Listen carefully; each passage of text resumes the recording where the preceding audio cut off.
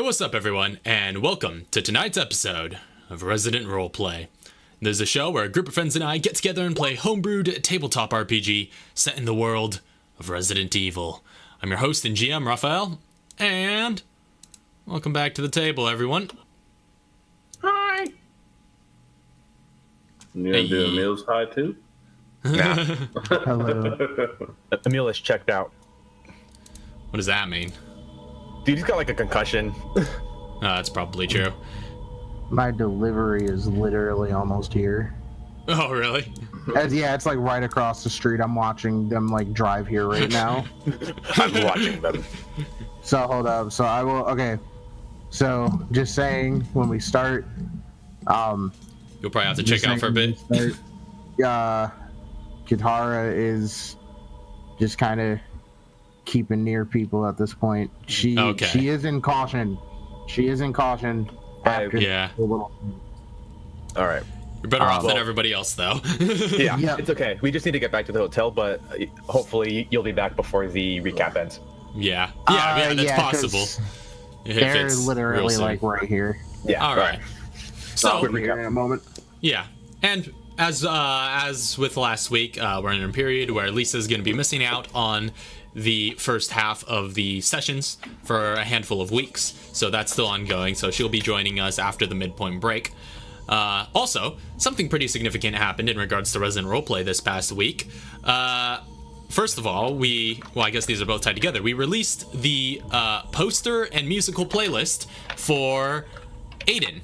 And Aiden is the first playlist that has officially come out, and now you could expect to see playlists for all the other characters, but he also came with a neat little poster that I commissioned Lauren to make, and I thought it turned out very well. You can find that on Twitter, on my Twitter feed. So yeah, I was super happy with the way that turned out. You did a great job, Lauren. Thank you. Yeah, that was really good. And but yeah, Yeah, that was really fun to make. That was really fun to make. I just like the way Aiden's little mini turned out in general. Like, it's pretty good. That's pretty close to how I pictured him. So for everybody who's seen both, you will notice that he has his mask on in the Oh, that's right. in the poster, and he does not have his mask on In his the mini. game, yeah, Yes. it's pretty neat. When I was drawing him, I drew him with his full equipment on. Raph's like, "Can you take his mask off?" I'm like, I didn't even think about that. He's got a face. No, Aiden's just a guy running around with a mask. Yeah. I literally drew him without a face underneath, just the eyes and like the part that you can see through the mask. And like when I took the mask layer off, it's just like this bit of him that exists. So Nobody cared who I was before I put on the mask. Yeah, apparently nobody cared. Even the person who drew him. But yeah, that was so really that's fun to do.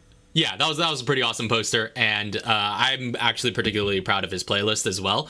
That has been many months in the making, and has just been I listened to so much music for that, and just distilled it to like the top 16 of like these are the tracks that represent Aiden. So yeah, I listened to the whole playlist through as an album, and I do kind of design when I'm making like character playlists and stuff. I do kind of design them like albums, and so if you listen to them through in chronological order, it's got like a kind of structure to it. But yeah, I was really proud of the way that playlist turned out, and expect to see some more character playlists from for the player characters designed by the players themselves. So I'm looking forward to hearing some of those in the coming weeks. Well, I guess you guys, however long you guys want to take on it, is that something that's going to be open from here on out. So whenever you guys have one available. Yeah, you've been working on yours for a while too. Yeah, I've been working on my character playlist, I think, since roughly the beginning of the game-ish. But I'm looking for one more song to add before I publicly post it. Well, because like you were pointing out too, there's two different Emil playlists, right? You've got one of the songs that are in his record collection, and the playlist that represents Emil. Yeah, there's the character playlist, and then there's Emil's records shelf playlist, which is the songs you hear walking into his house. Yeah, the sounds of Emil's house. Yeah. But yeah, so look forward to those in the coming future. Also, next week is our 1-year anniversary of this campaign. Did you guys realize that? The series first premiered on November 3rd, 2017, and I believe the next episode is on November 2nd? Yeah, it is, November 2nd. So, yeah, that's going to be pretty special. I'm pretty excited about that. I'm probably going to do something a little special for that.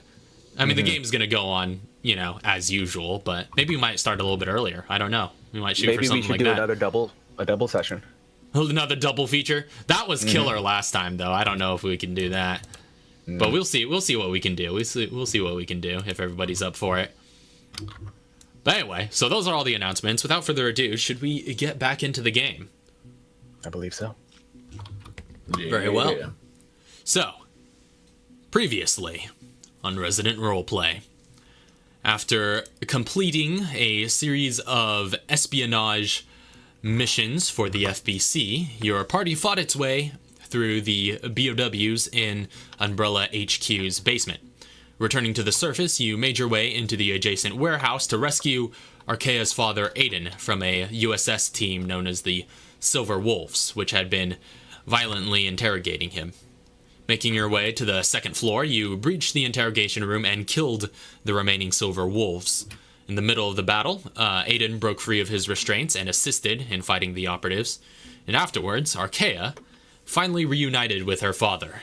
And though he was skeptical, given that she was dead as far as he knew, Aiden eventually came to believe that she was who she claimed to be. But as this touching reunion drew to a close, Dr.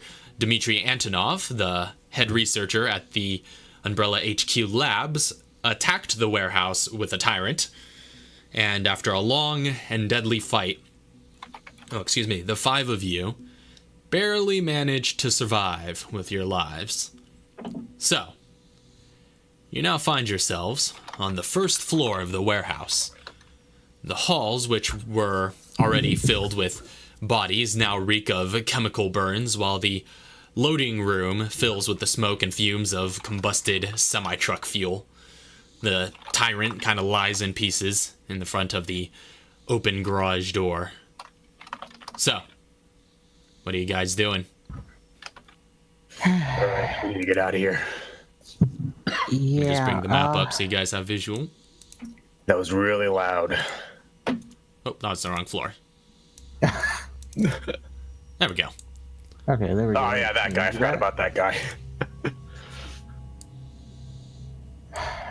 Wow. Wait, hold up, just really quick. Last time we raided the cabinets before you ended, right? And the body. The cabinets. In the break room? In here. You have not raided the cabinets yet. Oh no, it was just it. No, it was. I think it was just the body. Yeah, you guys rifled through the body. Yeah. Okay, I'm just see if we can find some stuff in here really quick. I need to patch people up.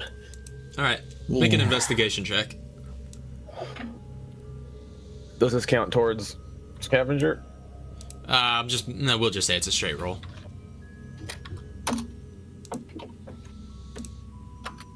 Oh, you said investigation, right? Yep. And so it has yet to be an hour, right?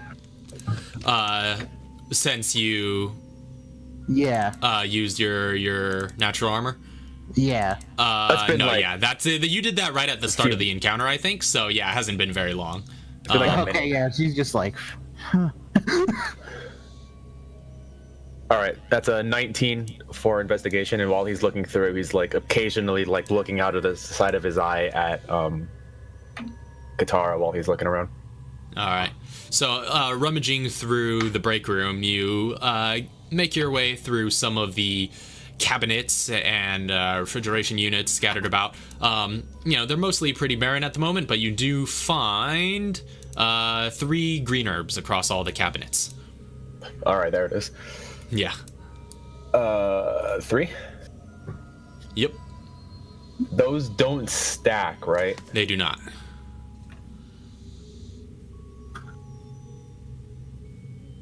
Okay, hold on. So, a medical pouch can hold healing stuff, right? And my insulated bag holds ingredients. Correct.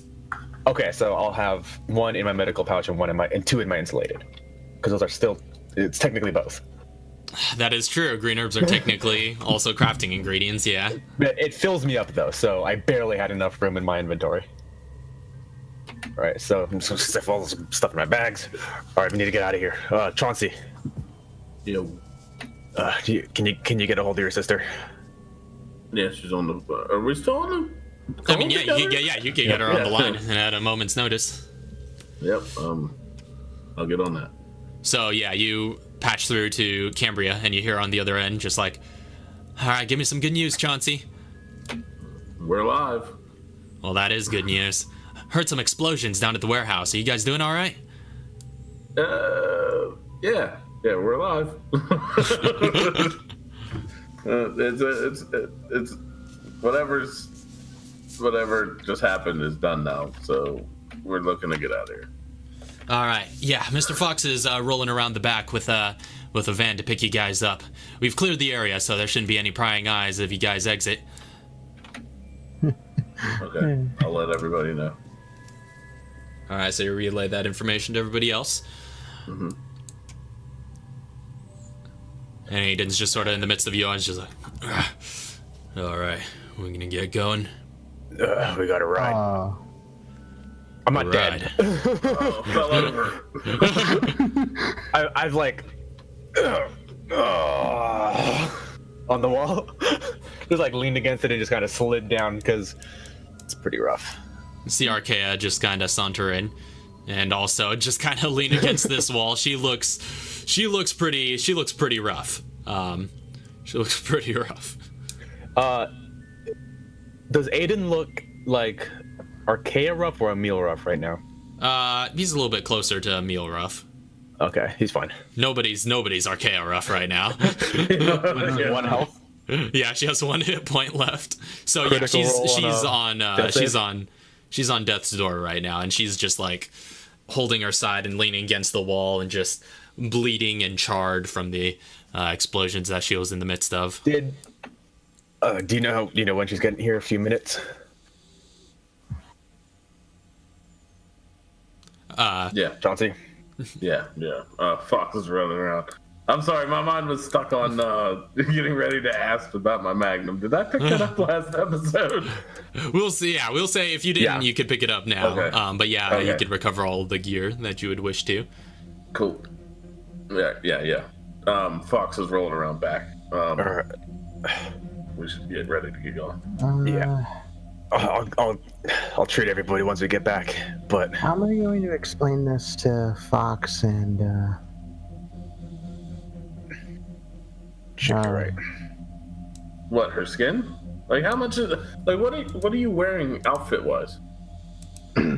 I mean just exactly what you see on the thing here. Yeah, most of it's pretty obscured. You see some of this, this. Is it on her face? It crawls up her neck a little bit. It doesn't quite obscure her face. But you see it mostly coming out of the edge of her sleeves and then a little bit above the collar. Her hands too? Like how far up? It gets, about to the back of her hand. Doesn't encapsulate all of her fingers and whatnot, but... Your hands are easy. Just keep your hands in your pocket. If I... Pop a collar. Got gloves on, don't she? Oh, yeah, that's right. I think you do have fingerless gloves, yeah. So you're covered. All right, then. Oh, yeah. All right, cool. Just pop that collar. I was gonna say, if you need anything else to cover you, would my armor, help just at least for visual aesthetics to cover? I mean, yeah, you could probably give her a few armor pieces. Huh. Yeah, I'll give you some armor pieces so it just looks like maybe something's just stuck to you. Okay. Yeah, thank you.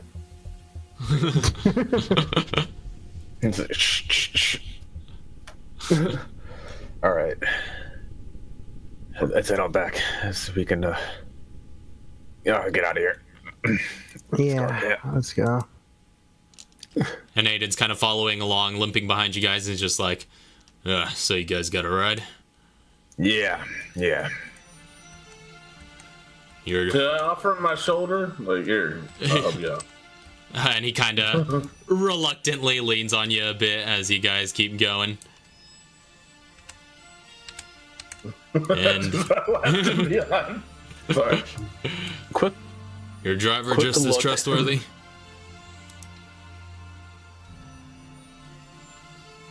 Yeah. All right. So what were you saying? Quick look in this thing while we're waiting. Just like step in and look through the window. Of the the Truck. semi truck? Well, there's not much of it left in the front Oh, area that's the one here. that exploded. Yeah, that's the one that got blown up. Right. So it's like blown open, and yeah, and you see this one that is just like a heap of flame in the front, and the entire front compartment is just blown wide open and just shredded metal, just folded outwards like a wilted flower. Yeah, and it's just there's smoke rising up from that, and kind of. Yeah, this whole area would be like kind of fumy and hard to breathe in if it wasn't for the garage door in front of you being open, which Katara got open last time. In fact, you could kind of see outside onto the back street, which it just looks to continue out onto the road here. Or Emil would have seen this area earlier when you guys were scouting. And you I was like bummed out right here. Yeah, you were bummed out right outside. But yeah, you do see a black van kind of round the corner and park itself on the other side of the street. All right. Here's a ride. All right, let's go. All right, and you guys sort of. What? Whoa. You just freaked out a little bit. Oh, Chauncey just jumped ahead there. But yeah, everybody kind of. I was moving ahead. Yeah. Well, it was just real sudden. You're just like, zoop. Yeah, like he was all like. For a yeah, you did bounce around a bit too. Yeah. That's not what I did. Just one click, I was there. All right. So, you guys kind of make your way out onto the street and start crossing it to reach the van on the other side. You guys see the side of the van opens, and you do see this tall, sturdy man, and looks to be in his mid-20s, wearing a black suit and tie, kind of step out, and out of one of the driver's seat pops out Mr. Fox, who walks around to your side of the vehicle, and seeing Aiden, he's just like, "Oh, well done, all of you." Yeah, well done later. We need to get out of here. And Aiden's just sort of looking around at each of these guys and just like, who are these? Talk later. We need to get out. And Mr. Fox is just like, Aiden, we're gonna need you to come with us. And Aiden's just like, you guys are in suits. You feds? Mr. Fox is just sort of staring him down. He's just like, it will be in your best interest to follow along, Aiden. He's just like, I've got work to do. I'm not going to prison. Aiden, nobody wants you in prison. Except for the Federal Bureau of Investigation.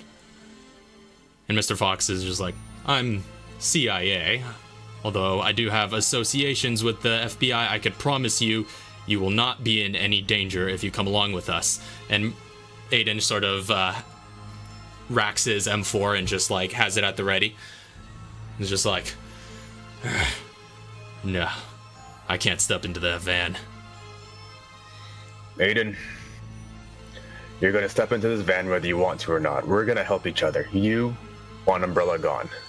So do we. You see that agent who was kind of in the coming out of the side of the van just kind of has a hand on one of his holsters. Put your weapons down. I'll put mine down as soon as they do. And Mr. Fox is also kind of clearing his suit jacket a bit. So it has a clear line to his holster. Can I also be ready? Hey, hold up. I don't know who's shooting who, but I'm gonna start shooting too. Chauncey's motto. It's just so you're just turning into a full Mexican standoff. Just like you have your gun up, you're just not sure which side you're shooting at yet. I have my hands on the guns in holsters, and I'm ready to quick draw this. If I got a quick draw, I will. Can we just please go? After this entire night and everything that's happened, I want to go back, lay down, and leave. We did the job. Aiden, just put your fucking weapon down.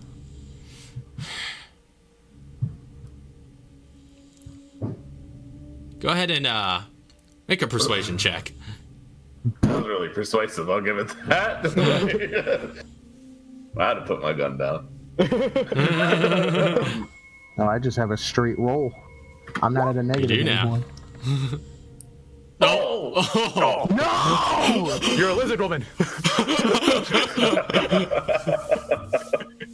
Removes part of the thing. Yeah, you just see like Aiden still got. Just go full. But yeah, Aiden's still got the stock pressed up against his shoulder, and you see his eyes just darting around wildly, and he's just like, "I'm sorry, Arkea. I'll find you." And you see him just like squeeze off a quick burst with his M4. The bullets kind of collide against the side of the van. You say you're attacking him? Yeah, I'm gonna tackle him. Oh, tackle him. Okay, go ahead and make a quick grapple check. But after that, if you miss this opportunity, he's gonna take off running. Can I also be in the midst of, like, that's why he shot about the van, is that I slapped the gun? Like, just okay, so it, you're kind of just like getting in there and just bumping elbows with him. Because he was resting on my shoulder, so I'm like right next to him. Yeah. So yeah, I would have true. just like slapped the gun up as soon as I seen like the trigger start being pulled. Yeah, if Chauncey's Chauncey's that close, can we both try to take him down at the same time? Just kind of grab him. I'll say you could attempt to grapple him, and if you succeed, Chauncey can follow up. But okay, first let's resolve this roll. Oh, oof. Oh wait, no, that's not Lord. Okay, it's still high as hell though. What? Oh yeah. This is athletics, right? Because athletics. Yeah. For the attacker, it's athletics. For the attacker, it's always athletics. athletics, but for the defender, it's athletics or acrobatics. 10 or higher. B said no. So unfortunately, you don't get a hold of Aiden. You attempt to just like wrap around him with your weapons in hand, but he just like pushes you back and just sticks you with the front of his rifle before taking off running. You see behind you, Mr. Fox draws his weapon and aims it. He's just like, "Aiden, stop!" But he doesn't. Arkea's also gonna start yelling at him. All right, yeah, and Arkea is just like yelling, calling for her father to come back, but you see Aiden just disappear into one of the alleys nearby, just running at an extraordinary speed. As Fox draws the gun, could I also draw my gun and tell him no? Okay, so that to Mr. Fox. As in, is what you're saying. I'll do this. All right, yeah, okay. So I draw the gun, point it towards him, not at him. Okay. Just like, no. Like, just no. Like, so, like, in motion of aiming towards him. It's like, don't tell him to stop. Let him go. And you see Mr. Fox, he has his handgun just like at the ready, but just, not firing, and kind of looks over to you and looks back in the direction of Aiden, and seeing now that he's in the wind, he just kind of lowers his weapon. He's just like, well, that could have gone smoother. They could have. You guys were the ones pushing an injured creature into a corner.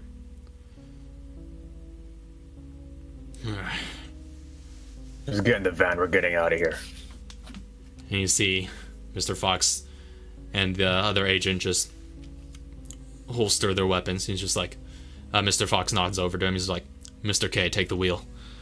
And he switch places, and Mr. Fox hops into the back with all of you, and you kind of close the doors. You kind of see the tinted windows on this black van just roll into place, and the vehicle drives off. So, as you guys are riding away, you have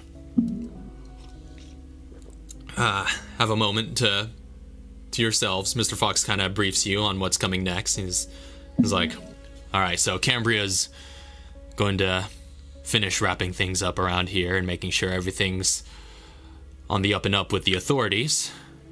In the meantime, we could return to the hotel, retrieve any belongings you might still have there, but then as soon as possible, you guys are going to be needed for a debriefing back at the FBC facility in Philadelphia.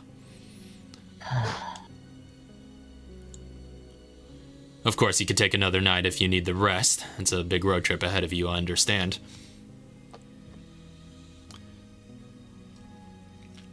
So is this like a van with a whole bunch of seats, like almost like a miniature bus, or is this like a van, like a cargo van where it's got no seats and we're all just sitting on the back?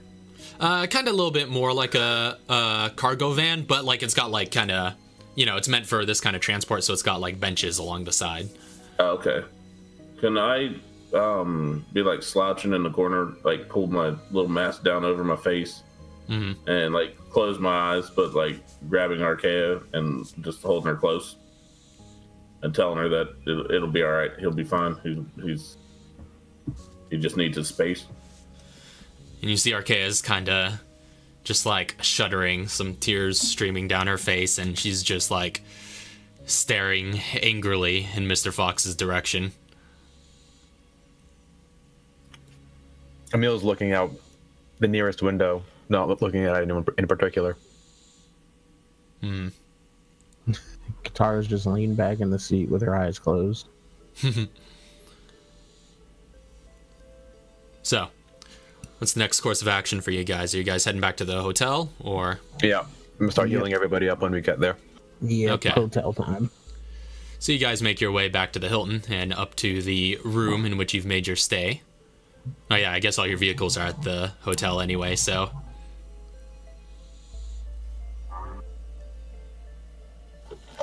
So once we get there, we all, I assume, de-armor in the, well, maybe not Chauncey. I'm semi de-armored at the moment. That's Actually. true. That's, yeah, you're halfway there. Yeah, de-armor in the vehicle, and then head up to our rooms where Emil will start his cast. Okay, is this 10 to the injured? As many 10 to the injured as it's gonna take. So those will be an hour each. Okay. Yeah, so you guys... And that's all he's gonna focus on is just on his healing. work. Alright, yeah, so you immediately set your med kit out and start making a little healing station out of the room. You guys arrive back at the hotel around 8 o'clock in the morning. Many of you are pretty sleep deprived. Can I heal them all, or can I do this while they're sleeping? I mean, you could if you like. I could if they like. That's true. Well, I guess getting healed, though, it requires quite a bit of interaction. I would say it would probably rouse them awake. They wouldn't be able to do a long rest. During it. A long rest. Wait for as long as it takes to get the healing done, and then she's gonna go to sleep. Well, no, she's gonna do that, take a shower, then go to sleep. To save time and effort, I'm gonna sleep first and roll off some of these hit dice, and then that way it'll save some hours. Yeah. Well, you would get healed by Emil anyhow. It's just Yeah. It's just a matter of what order you want to do things here. Yeah, I'm just wherever. I'm gonna find like a couch and Yeah. like sit in and fall asleep. Yeah. Well, yeah, that's true. You can do a short rest while you're getting healed, I'll say. So. Oh, I need that long rest though. Yeah, yeah. That's what I'm Yeah. saying. You can do a short rest while you're getting healed. Well, technically only Oh, a short rest. Technically, Oh, actually, yeah, only yeah. 6 hours out of an 8-hour long rest need to be spent sleeping. So during those 2 hours, I suppose, in theory, you could be getting healed. So I'll say, if you guys want to start up a long rest, you could spend, you could get 2 hours worth of 10 to what the the- injured, which is 4 uses. Have y'all seen this new dice roller pop-up thing? Yeah, No, I it's haven't. crazy. Looks like Whoa. thermometers on. Oh, what the heck? Whoa, So hold on. cool. I actually have Wonder not what seen that. fudge is. Wait a minute, does that mean like 2, 3, 4, 5? That means like the... Huh? That's Is how that many like the dice number are of being dice? Hold up, let me just see really quick because I think this is like something. I want to test these about D8s. that. Oh. All right. Well, before we get enamored with Roll20's mid-break. UI here, what do you Oh guys? no, I can get 4 because it's 30 minutes. Yeah, a that's heal. what I said. Right. I thought it was an hour each. Sorry. That is. Oh, it's only 2d4 plus intelligence, so I can't use that one anyways. All right, so I'm gonna roll 4. Yep. Tend to the injured before you want to roll your own hit dice. Okay. All right. Hold on. It's 9 on the first one.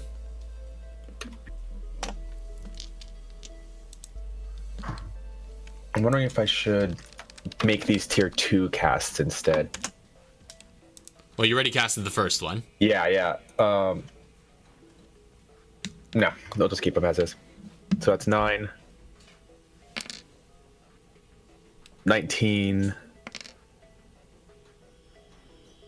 27, total of. Oh wow! Look at all those ones in every single roll. 34 HP total. 34 HP total. Yes, from the cast. Oh, Yeah, so that sweet. brings Archaea back up to full. Oh yeah, it's more than our total. Yeah. And Oh, oops. Oop, there we go. I think that's good enough to get everybody just to bed. Yeah, no, she's taking a shower before going to bed. Just no. So Katara takes off for the showers and prepares for mid-morning long rest. Yeah. Take those armor pieces back. Yeah, no armor is back. Oh yeah, she just neatly places them on the couch. Best way to sleep is fully padded. Yeah. After tending to everybody, Emil's just gonna find the nearest couch and just like go sleep there. All right.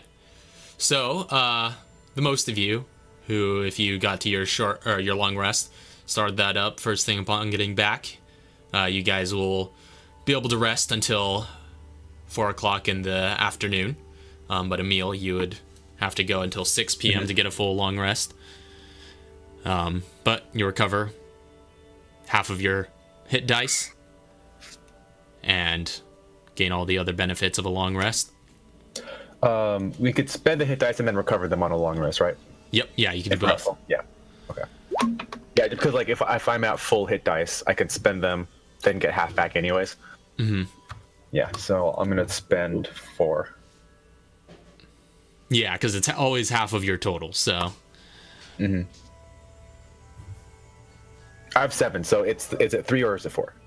I think we ruled that it's going to be rounded up for hit Okay. dice, since levels are so big.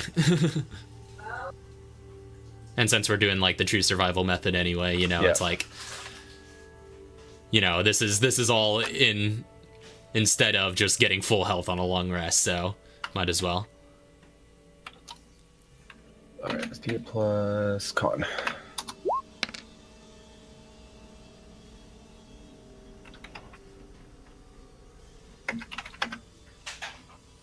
And then I think this next one should do it for me. Yeah. All right. So does that bring everybody back up to full? Yep. Full. All right. One dice put me over full. So, good to go. All right. So you guys find yourselves to rest and sleep for the day, getting ready for the journey ahead. Katara, the sleep comes quite uneasily to you after the previous day's events. Mm-hmm. But eventually you do find some semblance of rest, however uneasy it may be. And come the afternoon, going into the evening as you guys wait for Emil to finish his nap. You'll eventually, one by one, start rousing awake as the sun's starting to go down on Chicago.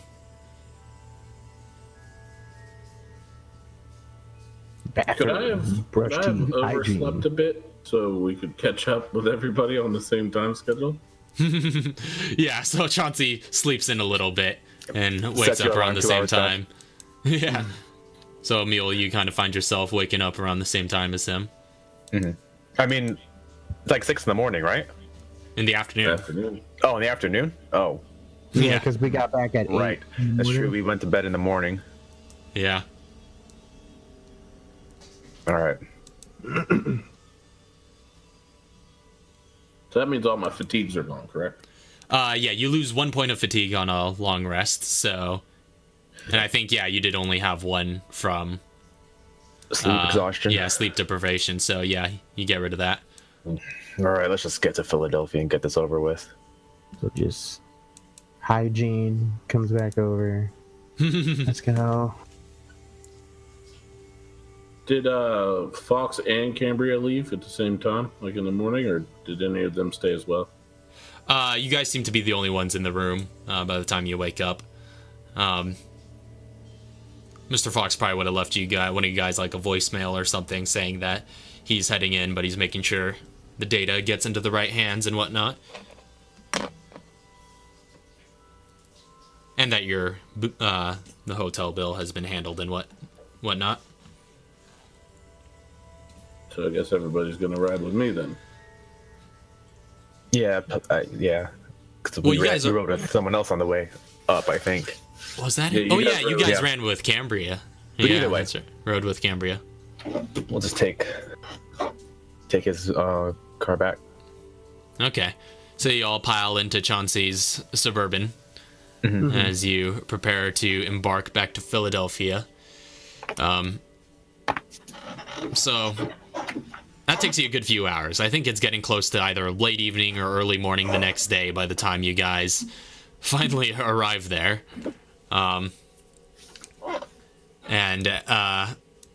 But either way, as you do, you see the facility that Emil and Chauncey have been quite familiar with. You guys head inside? Yeah. All right. What So- time is it that we arrive here then? Didn't do the numbers on this before the session, but like I said, I'd imagine it's either late in the evening or early morning. We'll just say about We just could have stopped and caught a hotel through the night or something and drove in the morning. That's true. Yeah. If you guys wonder, we could have stopped at my house. If you want to wreck on that, we stopped at my house just to. oh yeah, that's Relax. true. You guys could do that because Yeah. Philadelphia is on Actually, the yeah, eastern that'd be end. cool. That seems nice. Okay, yeah. So you guys crash at Let the Archaea sleep in her own bed. Yeah, Yeah. you guys crash at the Clancy residence before heading the rest of the journey to the FBC facility. And so it would be then about probably sometime in the morning reasonable to time. afternoon. Yeah, a reasonable time by the time you guys arrive at the facility in the middle of the day. So you guys do arrive at that facility, and as you head in and kind of make your way into the bullpen area on the first floor, you're greeted by just this crowd of agents and office workers just standing and applauding as all of you enter. And you kind of see even Parker Luciani, who Emil and Chauncey has kind of been like your superior in all these matters and all your time working with the FBC, joins in with the crowd and gives you guys a hand to seeing you guys return safe and sound. And Parker kind of walks up to you guys and he's just like, well, good to see you've made it back after that mission. Well, needless to say, we've all heard about it. Yeah. What'd you hear? Oh, we heard it was quite a success. And Yeah. This is bearing in mind that nobody was really expecting much to come of this. So, you've really quite dazzled the brass. Yeah, I'll bet. So much for expendable. So much. And as he's talking to you guys, you see this other gentleman kind of approaching behind you guys. Also, the last person clapping, making kind of standing out from the rest of the crowd. And as everybody else turns to look at the figure who's clapping, you see everybody who might have been seated just immediately stand back up, and even Parker himself throws a salute. And the man that you see is this kind of tall and thin old man with a head of white hair and an equally white beard that comes to a point on his very prominent chin. And he's dressed in a fine dark suit, and he just looks around at everybody and he's just like, "At ease, gentlemen." And Parker just sort of nods to him. He's just like, "Oh, Director Lansdale. Weren't expecting to see you here." And Lansdale's just like, "Well, I just had to see our FBC heroes and congratulate them in person." And he kind of looks around at all of you. He's like, "Please, to who do I owe the pleasure? What are your names?" Emil Johansson. Clancy. I don't know how else to say it. I'm just Clancy. I'm Chauncey Clancy. Katara Oswald. And Archaea also pipes up, who's with you guys, just like, "Archaea Sampson." Or I suppose she would be legally Archaea Clancy. I forgot that's her legal name now. Archaea Clancy. Yeah. And he shakes each of your hands and kind of just makes friendly with all of you, gives you a pat on the shoulder, and he's just like, "I must say, I'm impressed. You all have achieved the impossible. We've received the data from our CIA friends who assisted you in the operation, and, well, needless to say, there's gonna make quite a huge splash in the fight against bioterrorism."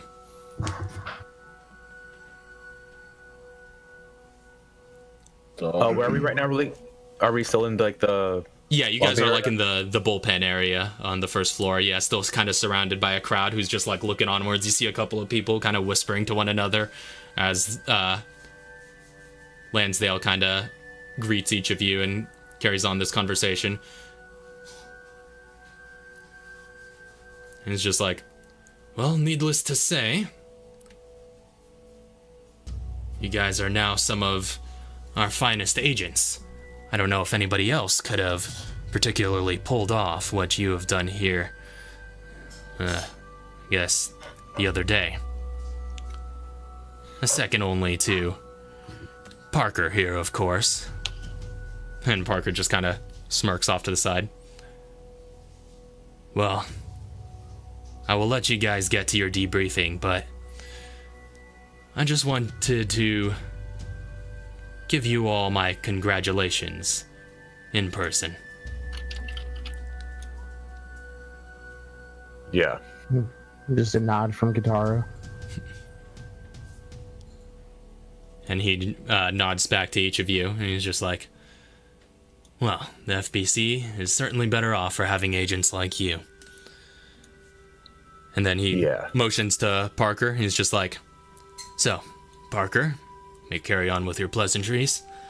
And he heads off for the front door and leaves you guys with Parker, who kind of ushers you up to the top floor of the facility into one of the offices, like the ones where you were first briefed in, and kind of ushers you guys in one at a time for individual debriefings and interviews to just sort of recap the entirety of the operation. So I assume you guys cooperate, and if you want to, particularly add or detract anything from each of your respective reports, but you could specify so.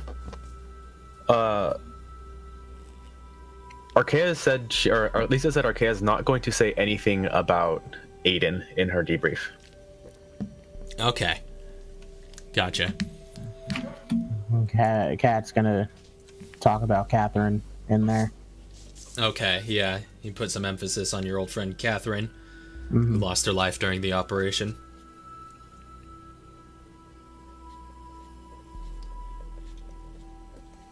But aside from that, the rest of you? Chauncey just does what Chauncey does. Not hide nothing this time because there's nothing to hide. Yeah, I think Emil is gonna do a full report as well.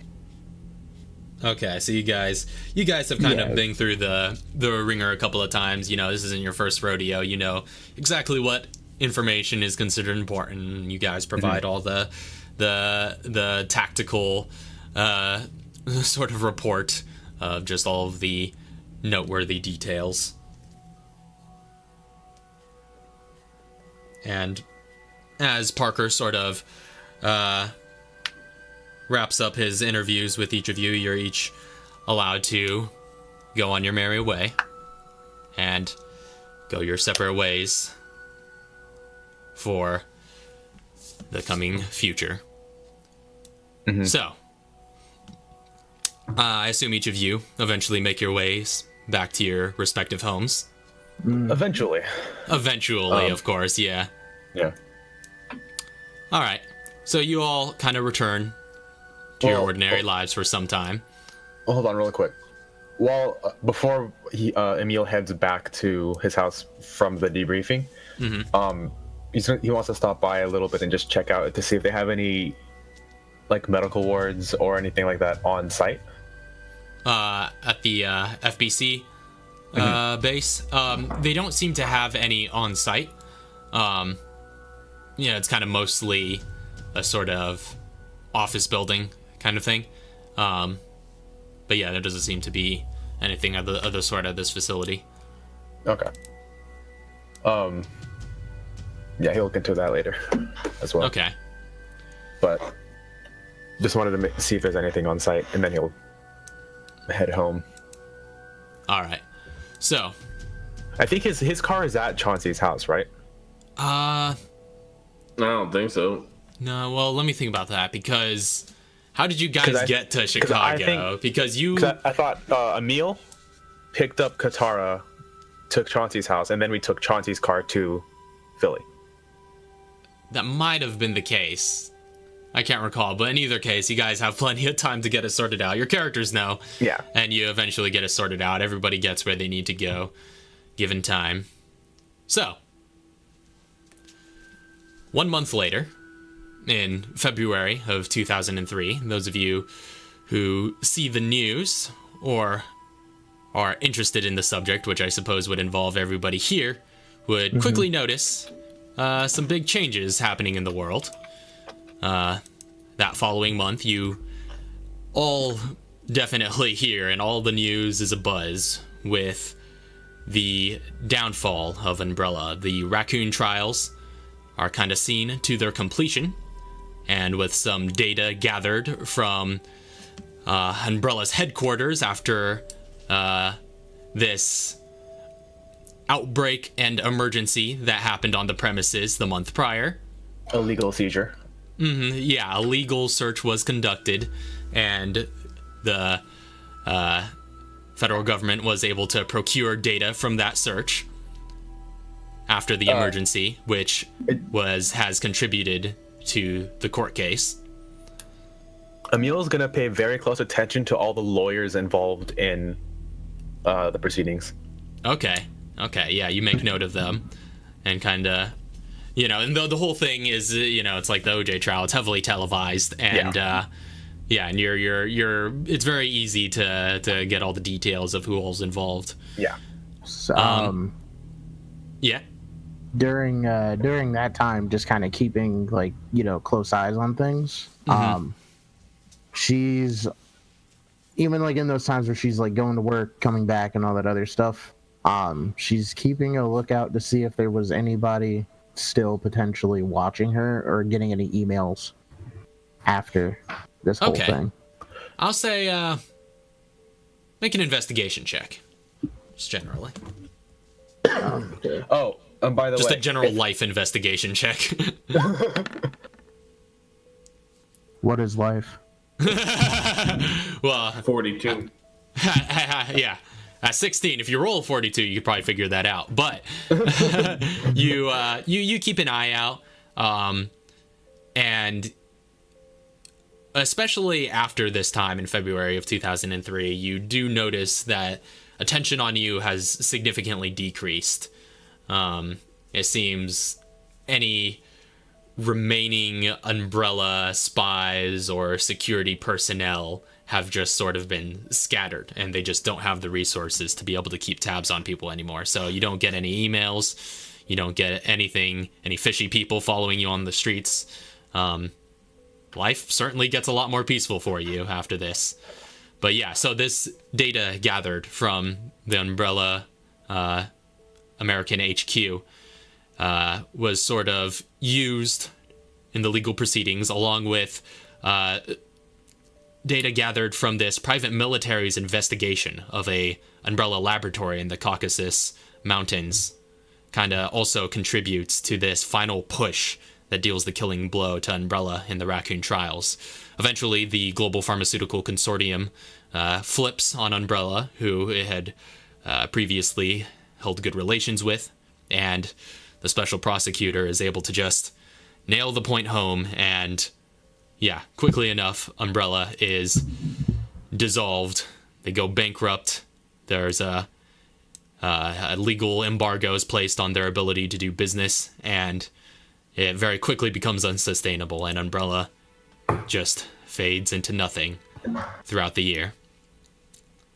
And then, later on in the same month, you guys hear that the Global Pharmaceutical Consortium, in order to better its image and sort of repair its PR after its association with Umbrella has been made very public, it goes out of its way to establish this organization called the Bioterrorism Security Assessment Alliance, or BSAA for short. And Chauncey, you actually, kind of looking at some of the news reports, recognize a few old acquaintances from your time in the RPD amongst their founding members. Chris Redfield and Jill Valentine are among the 11 founders. No way, you know Chris Redfield? Yeah. Yeah, and it also, and you would also, I guess, notice this as all of this news is getting around, that Chris Redfield and Jill Valentine actually led the private military investigation of the Caucasus laboratory that led to Umbrella's downfall, along with your guys' intervention at Umbrella's HQ. So, yeah, the names of Redfield and Valentine get quite a bit of press during this time, and it sort of had this general period becomes well known that the two of them have kind of become very public figures and very, very sort of famous in their own right in the world of anti-bioterrorism. So, that being said... So really quick, throughout the month, first of all, what did my investigator, does he turn up with anything? Right. So, now I'm trying to recall what in particular... What? Oh, we got paid, right? We'll get to that in a sec. Okay. So, your investigator... Because I might have to pay this guy. No, I thought you already paid him. Didn't we already mark that off? I know. I might have to pay him again. Oh, okay. So, in particular, was there any particular information you were focusing on him finding? I'm trying to recall. So, I have that noted here. So, he was supposed to look for any information you could about Elliot Walker or the other Raphael Simmons. If there is anything about them or their connection to the Feliciano family. Okay. So yeah, him having hit the street during that past month. Yeah. You do he does report back to you with his findings. It's not too much more than you are able to discover at Umbrella's HQ. Yeah. The same sort of information. Now I'm mostly looking for locations of that's the information that I'm looking for, because I know that they're both with them now. I just need to know if he found out, the information that I'm looking for in his report is if he has any information about locations or about their whereabouts other names that have popped up in his investigation. Okay. No, yeah, he does get you a somewhat thorough report, but it's not as quite as detailed as what Aiden was able to tell you, who's been a little bit more hands-on involved. Without putting his life in danger, he wasn't able to find out that much. But he does kind of get you the names of a few major Feliciano figureheads, who are generally considered quite untouchable. And so you kind of learn a little bit more about their leadership. I guess I could get those names to you if you want to know them right now. It would just take me a second. Sure. I just need to put them in my notes. Yeah. But he also, and like I said, in regards to Walker and Simmons, you don't learn too much more than you learned from Aiden.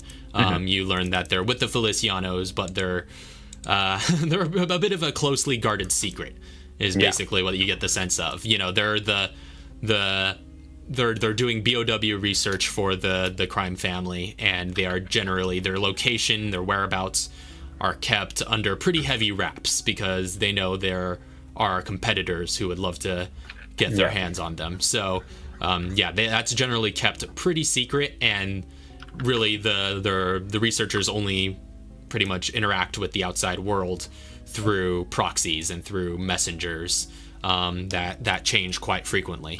So, they're quite difficult to nail down, and so that's pretty much the gist of what he's able to get you. Okay.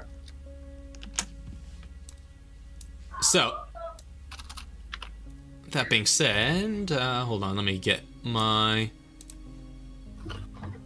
find it in my notes here, those names I'm looking for. Okay, so you learn the names of the kind of top three in the hierarchy of the Feliciano crime family.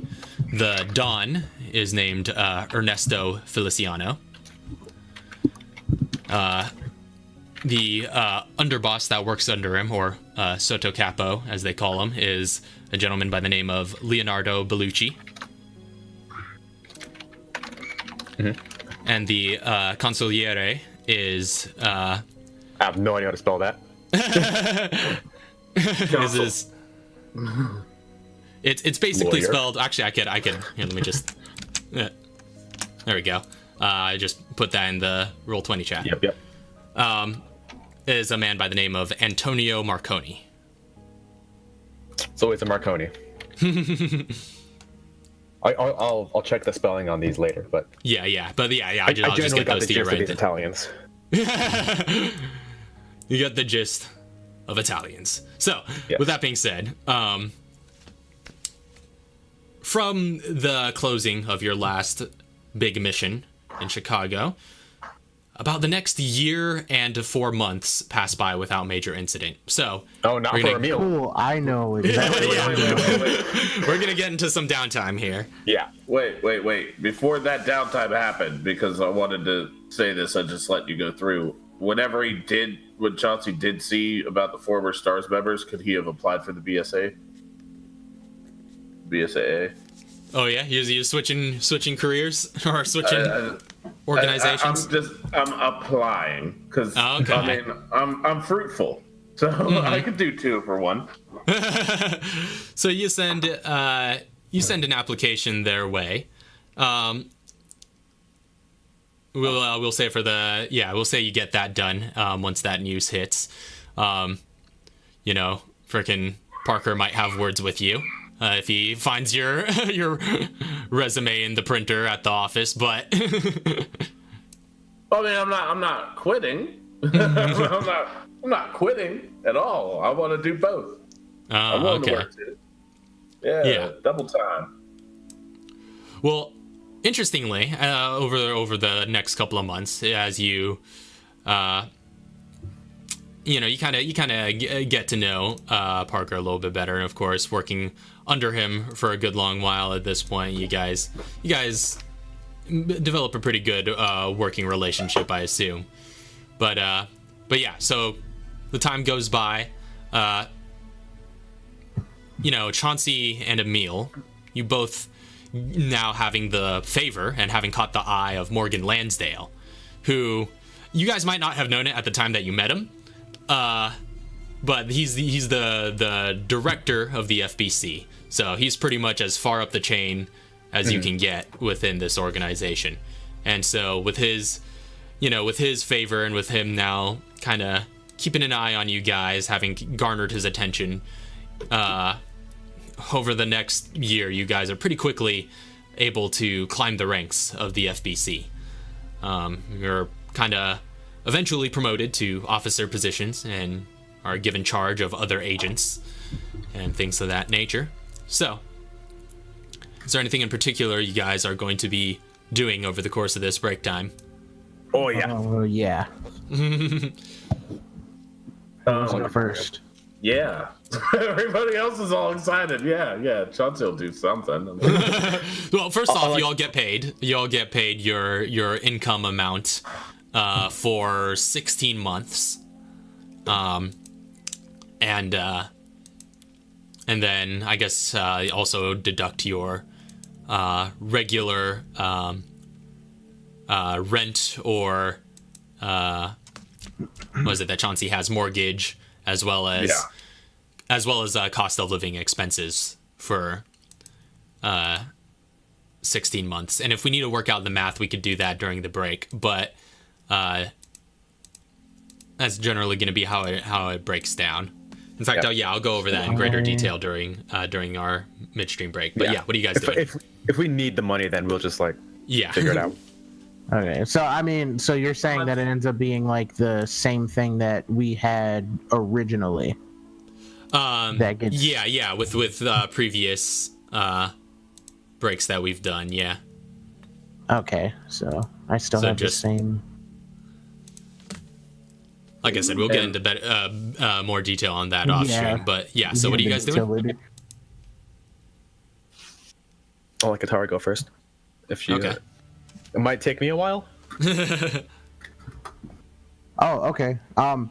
So yeah, upon getting back home and all that other stuff, she's for one, she's gonna contact her parents. Okay. And that's actually a big thing too, because when you try and get in touch with your parents, you're pretty pleased to hear that they're being led out of the witness protection program now that Umbrella has dissolved. There's not any immediate danger to them, and they're allowed to kind of get out and reintegrate into society. Yeah, so she would, for one, figure out where they are, and like where they live and everything, so that way she could go by and spend time with them. But then she's also at that time too, like with Nuria and everything as well. Gonna meet the parents type of thing. Okay, yeah. Meet the parents. Meet the parents type of stuff, and then hang out. And then she's also wants to hang out with Elsa as well. Okay, yeah. And Elsa has kind of Elsa's kept in touch with Nuria. So so girls' night out. Yeah, you have the ultimate survivors girls' night out, and then just working a lot on the side too. Oh yeah, keeping your professorship going. Yeah, she also does at the same time still want to keep an ear out in the event, let's say, like something else comes around in the bioterror. Okay. Bioterror so you're stuff. You're keeping your ear to the ground, just staying with the culture, trying to figure out, or keep your sort of finger on the pulse of what's going on in bioweapons manufacturing. And of course, at this time, after the raccoon trials, legislation around viruses gets quite strict, and it is now viruses just wholesale, and just like the experimentation with them and distribution and things like that has becomes heavily government regulated. And with Umbrella's downfall, they're just like really trying to make sure that this type of stuff doesn't happen again. So it becomes heavily regulated, and Umbrella's remaining stock sort of filters out to the black market pretty quickly, before you know, and a lot of Umbrella high ups just sort of scattered to the wind. Umbrella's former patriarch Oswell E. Spencer is nowhere to be found, and just all of that is all over the place. But yeah, you keep an ear out for what's going on in bioterrorism. I'll say I'll have you make an investigation check to see how current you manage to stay given these circumstances. 23.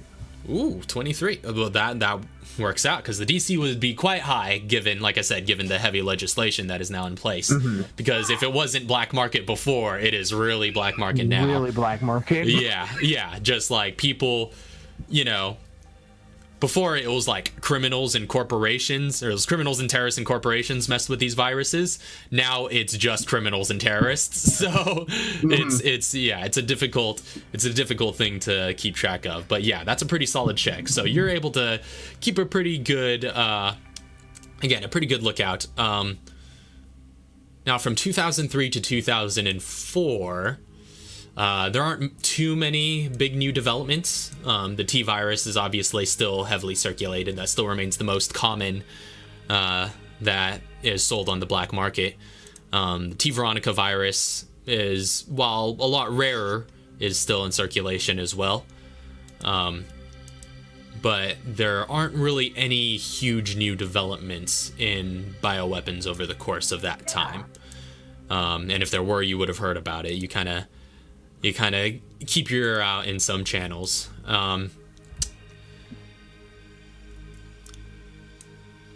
Okay, yeah, cool. And then after that, because they're so super strict on things, Katara's like, I'm probably not going to do stuff at the school anymore. Because she's like, I don't want to take that chance. So her idea is at her own home, in her room, like somewhere, let's say in like a back closet or something, is like where she would try to like hold her own like buy whatever stuff that she can. They can have another underground lab. Well, more of like a background closet lab, like yeah, something very low key. Yeah, so that way she can work on meth. Yeah, so she can work on those formulas again in her own time instead of being at the school. All right. Yeah, I'll say you can do that. Given, I'll give you some expenses just based on the fact that you'd have to, you know, stock up some new equipment probably to make sure you have everything you need to be able to do that. We'll just add another $1,000 to your expenses when we start doing all of the maths. Okay, cool. Just to get your home lab up and running, just some startup. Cool.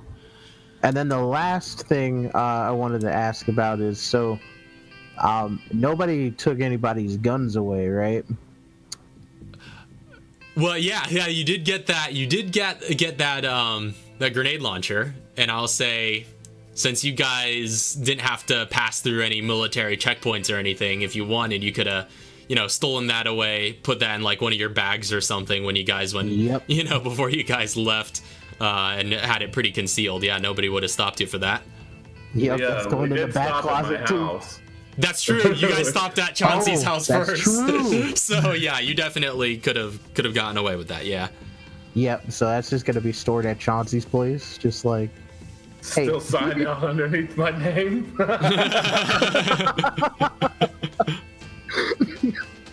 Well, fortunate for you, Chauncey does have like a bit of an armory going at his place, so it's definitely got a safe place to be. Awesome. Yeah, other than that, it's nothing really else. It's just like a chill period, kind of building up a lab period and working. And hanging out with Nuria and yep. Elza and family. All right. Yep. Sounds good. So, who wants to take the reins next? Mine should be fast, or do you want to get the big stuff over with, Emil? No, you can go ahead. I want to figure out, like math wise, I got a ballpark, and I sent you the ballpark to. Yeah, I saw that. Your Discord. I think that's about right. Did we catch any raises with our climbing up the ladders? Specifically, you don't get that big of that much of a raise. Your pay doesn't really change, just because it's not that huge of a jump. It's mostly I guess mostly a respect kind of jump, but you do get a lot more vacation days, but not much of a raise. Okay. I'm going to take some of my money and start paying for allowances for Archaea. Okay. And I'm only gonna give her $300 a month. That's a pretty solid allowance. Yeah, it's a solid allowance. It was just like a dividend of what I made. So I was just like, yep, we'll go with that. So she will have money in her account to do what she needs to do. Good to know. Obviously, I paid on my mortgage, and I'd like to work on my car some more. And that's pretty much about it. I'll say, I'll say make a quick mobility Tinker's Tools check to see where you get with the car. I'll say you could pay $100 in supplies for advantage. Okay. If you want it. I'll throw $100 cash at it. Okay. Oh, I don't want to roll a D10. There we go. 14 in advantage. Oh, there we go. All right. So you make some pretty good headway on your car. I'm trying to remember which model specifically was the one that you were working on. Because you had the Camaro. The Camaro, yeah. Yeah, you work on your 74 Camaro a fair bit over the course of that year, and you make some pretty decent headway. It's not really too much of a piece of junk anymore. You wouldn't take it on the road quite yet, but you get some painting done, you get it souped up a little bit, and you put some work in on the engine and make sure that just the basics of being a car is functional. The doors aren't going to fly off.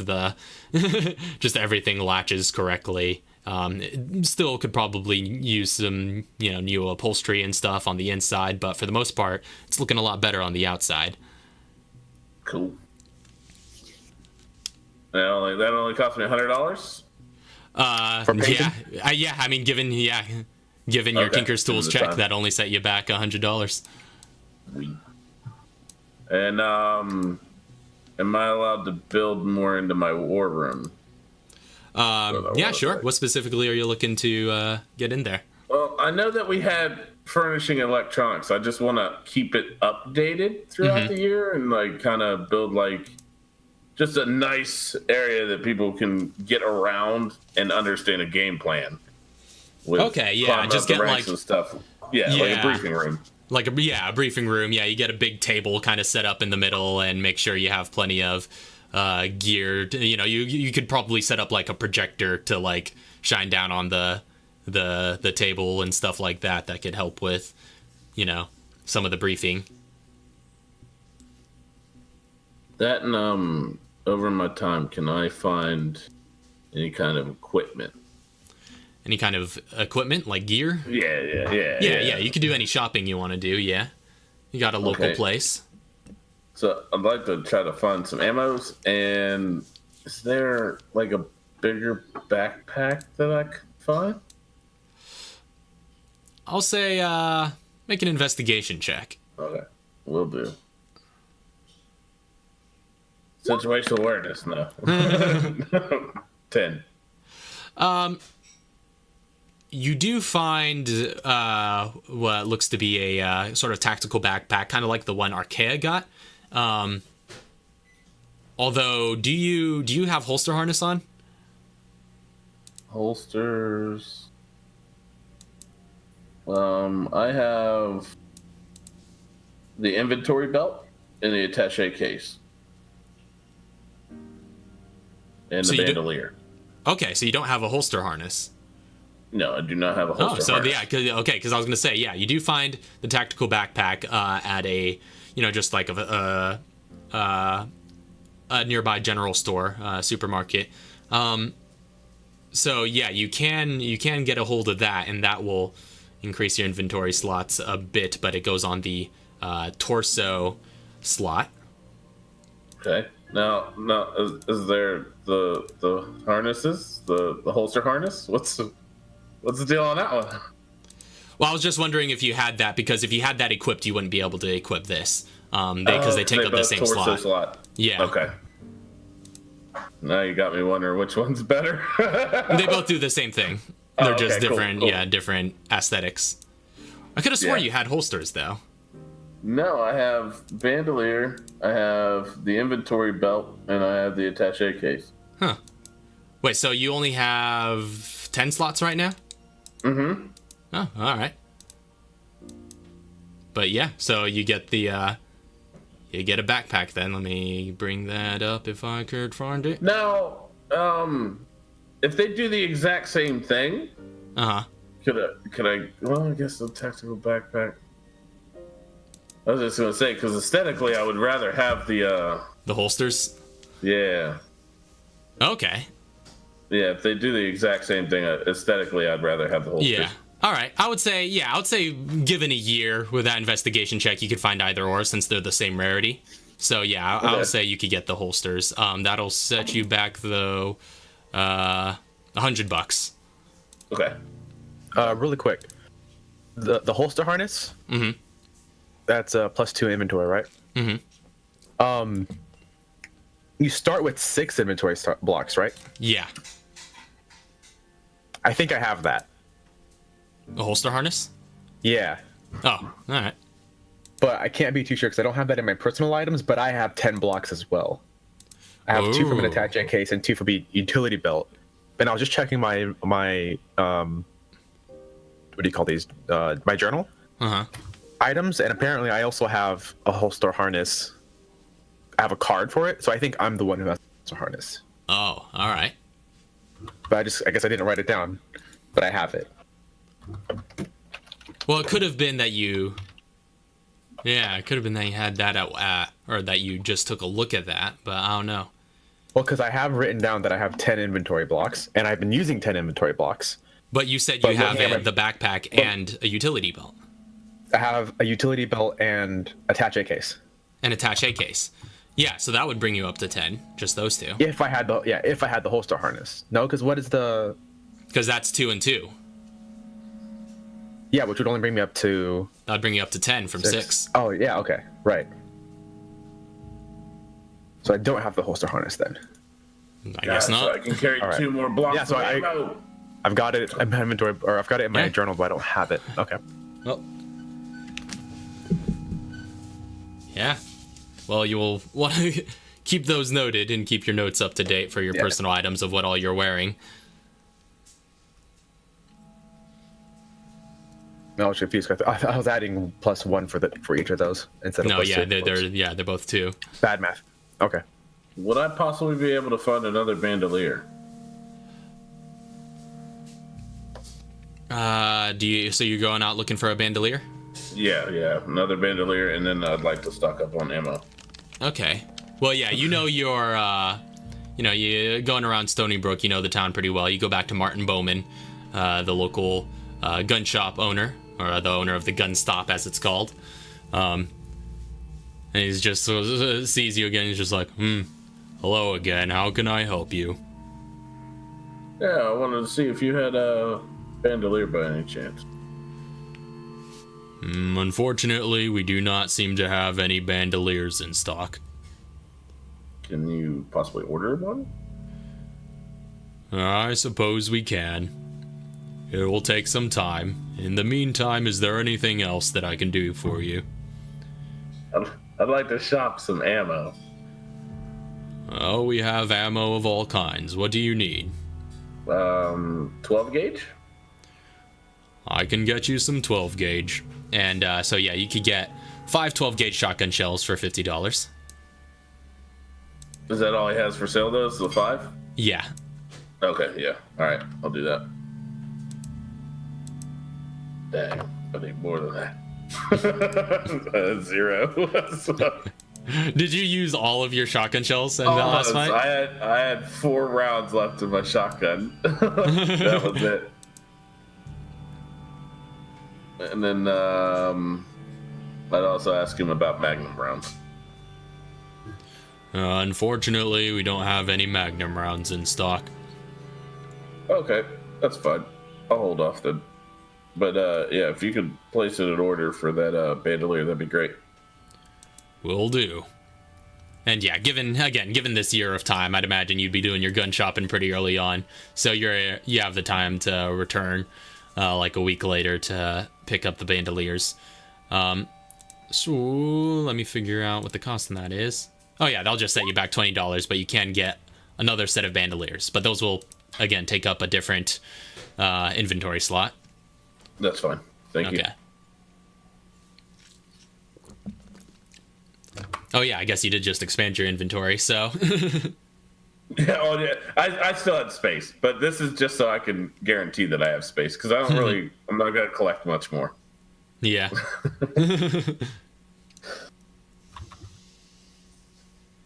And that will be all for my time spent. I'd be trying to work with, maybe not applying as much now that I found out what happened over the year. Could I just be in contact with BSAA? Okay, yeah. I mean, I would say, like, given your line of work, it's pretty easy to establish contact with your sort of sister organization and, being a part of the FBC. I'll also say, and I see, Mel, you meant to ask about inventory expansions. Yeah, so I mean, we could do that right quick if need be, since we're still doing downtime generally speaking. So Go ahead and make a quick investigation check.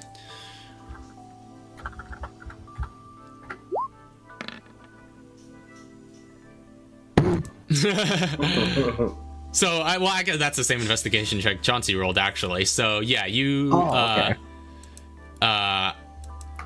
you would probably also come to find at a supermarket and a few just like other stores you visit for gearing.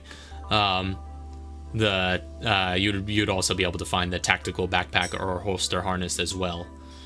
Okay, probably go with the tactical backpack or something. Okay, yeah, that's gonna take up the torso slot. So if you already have a holster harness, again, that's the same slot, so it'd effectively be the same thing. Oh yeah. Because the holster harness was like a personal item when we picked it up. Mm-hmm. Yeah. Or something. So. Yeah. Okay. The holster harness and the backpack both go on like the torso region, but they occupy the same slot and they basically have the same effect. They both become personal items when they're worn. So it would basically be the same thing. So do you already have a holster harness? Yeah. Okay, yeah, so it wouldn't make any difference for you. But yeah, with that investigation check, that's the only other alternative you could find. So, I have a huge question for the party. How did you guys all get holster harnesses and not think about me having it first? Well, that's because I use launchers, so I kind of need that. I don't have one. Oh yeah, Emil doesn't have one, apparently. I could have sworn Chauncey had one. No, I've only had that inventory belt. The utility belt? Harness, and the attaché case. That's it. Wow. I've been rocking it this whole time with inventory management, guys. Load up with guns and don't pick nothing up. Man, I only got 8 blocks. I'm trying to expand. Ooh. So, with that being said, as the time goes on, in around October of 2003, Yo! I know, we're going to get to you in a sec. I'm just going to throw this out there just in case it affects anybody else's plans, yours included. Okay. But around October of 2003, you actually see, some news coming out of a press conference that the well-renowned scientist and author and public speaker Sean Lennox has retired from teaching at Oxford University and is instead moving to join the humanitarian group TerraSave. It seems he had become quite enamored with the arena of bioweapons and bioterrorism and is looking to make a bit more personal of a difference. In fact, he's written by this point a book on the subject. But yeah, he's looking to get a little bit more in the field and a little bit and get a little bit more hands-on in helping people who have suffered similar things as he has, being a survivor of Raccoon City as well. So Dr. Sean Lennox has officially retired as a professor at Oxford. He was actually given an emeritus title, though, upon his departure. But yeah, he has gone on to join TerraSave.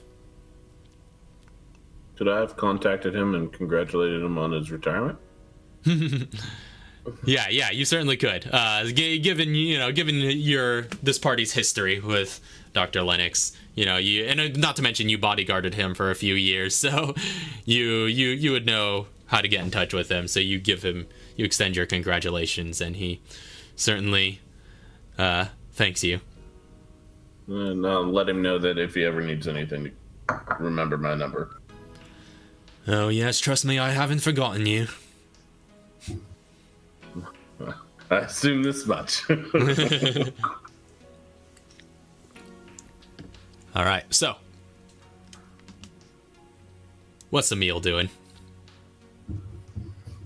So he retired in October?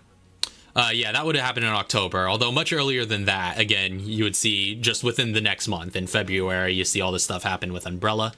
Mm-hmm. And in fact, immediately... So technically we get like a year and a month off. Well, a year and 4 months. Wait, how long was it? This is a 16-month gap that we're going over here. So... 16 months, that's including the February month. Yeah, including the February, yeah. Okay. This is 16 months after the events in Chicago. So, but yeah, just, the week after you return to your hometown in Brunton, you do kind of go about your daily routine, and come Sunday morning mass, you do actually hear Father Schultz at your local Catholic church calling for prayer for the events that unfolded the past week in Chicago. Mm-hmm. And this is the following week? Yeah, this is just pretty immediately after you get back to Brunton. Yeah. I assume, is like Arkea might be with me going to church, or is she still at Chauncey's? That's a good question. Would this be a weekend that you have Arkea? It might be, because Emil probably doesn't go to church that much unless Arkea is with him, because he takes her there, and that's when he has his church time. Yeah. Well, we'll say you're at mass with Arkea then. Yeah, because also I have to wait till she comes back, but I also have to give her something as well. But wait for her to get back. Wait for Lisa to come in, I should say. But yeah, I'll wait till after the service ends, and I'm gonna approach him. Father Schultz. Mm-hmm. All right, you approach him after the service, and he kind of greets you, and he's just like, Emil, good to see you again. Rousing speech, Father. Oh, why thank you. Have you ever thought about actually doing something?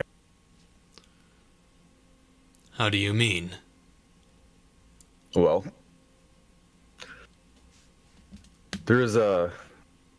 thankfully, Umbrella has dissolved. If you've watched if you're watching the news currently, the Umbrella is in the process of dissolving. Yes, I've heard. Those trials are quite a spectacle in the public eye. Indeed. It's not going to stop, though. It's just gonna change who's using these weapons. The more that these happen, these horrific events prayer is good and all, but you need to do something. Well, 4 months ago, I don't know if you were at Mass at that time, but we did contribute part of our offerings to relieving the neighborhood in Chicago that had suffered an outbreak. Mm-hmm. That's one small thing, of course, but prayer, of course, is one of the few things most people can do in the face of problems of such magnitude. Remember, Emil, not everybody can do what you do. Not everybody has seen what you've seen. Of course. And their prayers will get them more people like me. But for those who are not me, maybe they should consider talking with their assets. I have a feeling these attacks are only going to start getting worse. And what gives you that feeling?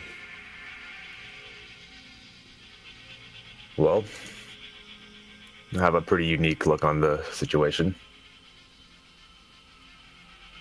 These patterns, I know what happens after these weapons hit the black market.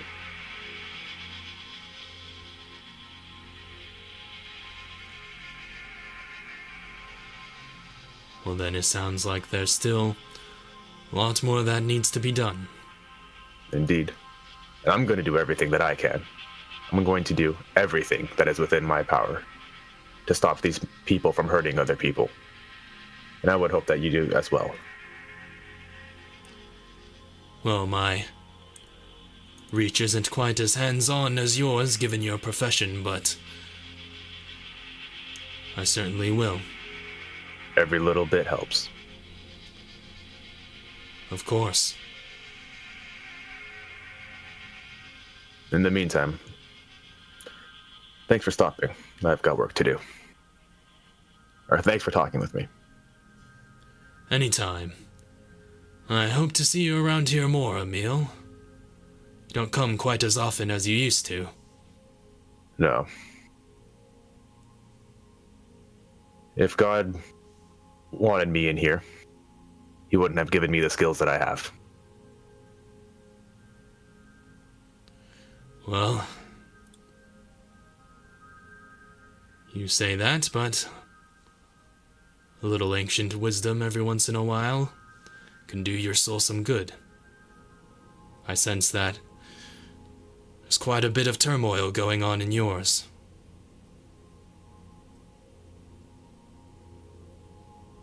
Yeah, I'm dealing with it. Well, if you ever need to deal with that a little bit more directly, you know where to find me. I'm dealing with it just about as directly as I possibly can.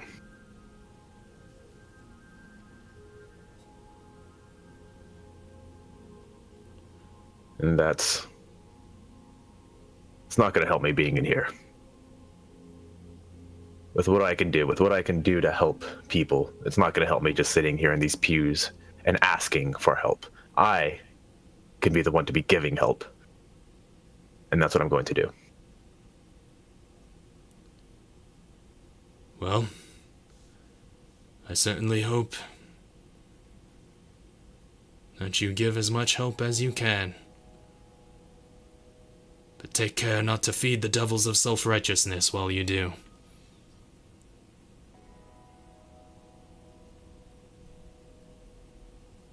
Everybody needs help every once in a while, even you, Emil.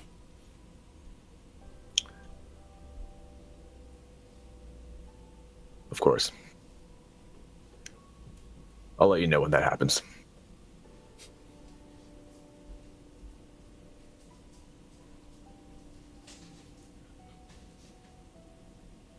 And sort of nods to you. Thank you for taking the time. and Emil's going to leave. Okay. So, anything else Emil's got on his agenda? Yeah, so Emil no longer has off time. Okay. The first thing Emil wants to do is head back to, or first contact the that detective that he had hired before. And hire him more permanently, kind of like, I don't know what you would call that, like not contract, but I don't know, like retainer. Okay. Yeah, sort of employ him on a more permanent basis as your personal investigator. Yeah, just be like, you work for me now. And he's just gonna be like, "Oh, hold on here, Slick. It's gonna take a lot more money than what you're offering to get me full time here. That's all right. I got other clients. I'm gonna look for someone else. Oh, all right. You dumped that guy. So, well, I mean, how much are you willing to budget for your? I want to put some detectives through some trials, basically, basically do like a little sort of like a test phase. I want to get a couple of detectives. So you want to vet some detectives. I want to vet a few of them. I want to like hire somebody for about the same same job. I'll give them like a month. I'll give them 2 months to see what all information they can get on the Felicianos and Samson and hold on, what's his name? I forgot the other guy's name this time. Walker. And whichever one is willing to, like, go that little extra bit, I'm gonna hire that guy. Okay, so that's gonna take some startup cash. I got a year. Yeah, you do got a year. So you're essentially hiring a few private investigators, and for like a quick job, and then seeing how each of them do. All right. See which one of them has that kind of just like, oh yeah, it's like, the mafia is scary, or just like, yeah, I can deal with the mafia. Whoever can just be like, yeah, it's fine. I'll see what I can get. Mafia don't scare me too much. I want to hire that guy. Okay, I'll say we'll say you could spend, we'll say $250 apiece for to get up to 4 investigators for this preliminary job.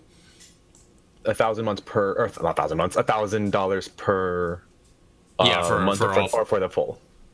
Well, just for the vetting job, just for this fake job that you're sending them out on. So that's so that's for the 2 months, $1,000 total. Well, this will probably just take like a month or so. Okay. Yeah. Yeah, 1,000 total if you want to go for all 4 and have the most options. Yeah.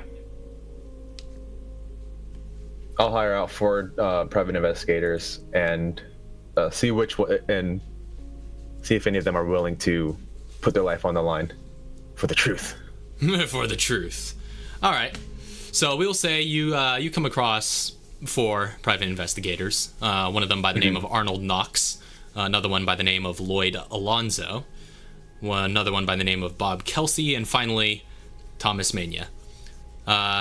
You send them out in the direction of Chicago, and they return a month later with various reports. First off, Arnold Knox. He doesn't find shit. Well, Arnold Knox actually returns in pretty good form. He seems to have dug a great deal into the Feliciano crime family, and was it specifically the Felicianos that you're having them as their subject? Well, I'm basically throwing them at the mafia and see what sticks. Yeah. So, Knox comes back with some hard knocks. I mean, his name is spelled with an X, but it doesn't matter. He comes back to you with one of his arms in a cast, and delivers some pretty good information on the Felicianos. You pretty much get everything that you already knew about them, plus a few photographs of some drop points and some various things like that. And he's just like, got like a little bit of a bruise under his eye. He's just like, yeah, I risked life and limb for this, so I might have to ask for a little bit extra if this is the kind of jobs you're going to be sending me after. Believe me, there'll be lots of benefits. All right, next up is Lloyd, who does a halfway decent job, but doesn't get nearly as detailed as Arnold did. About the same as that first guy? Yeah, a little bit less so than that, even. Okay. Yeah. Next up is Bob Kelsey, who also does a pretty decent job. Bob Kelsey is pretty comparable with Arnold Knox, but he comes back, doesn't seem to have picked up as many nicks and bruises, but has definitely gotten some very good information on the matter. And last up, Thomas Minya. He's the worst. He does a very superficial job. All right. Screw that guy. Knox and Kelsey are pretty good. Yeah, they both did a really good job. All right. I'll talk to both of them. Okay, you talked to both of them. Yeah. Like I'll bring them. I'll bring them together and just be like, "Congratulations, boys. Would you like a job?" You talking to me about a job? Yeah. You passed the test. Test. He kind of just moves his casted arm, and he's just like, "Is that what this was?" Yeah. All right. I'm gonna have some jobs for you. The pay will be good. The benefits will be good. And I'll be your only client.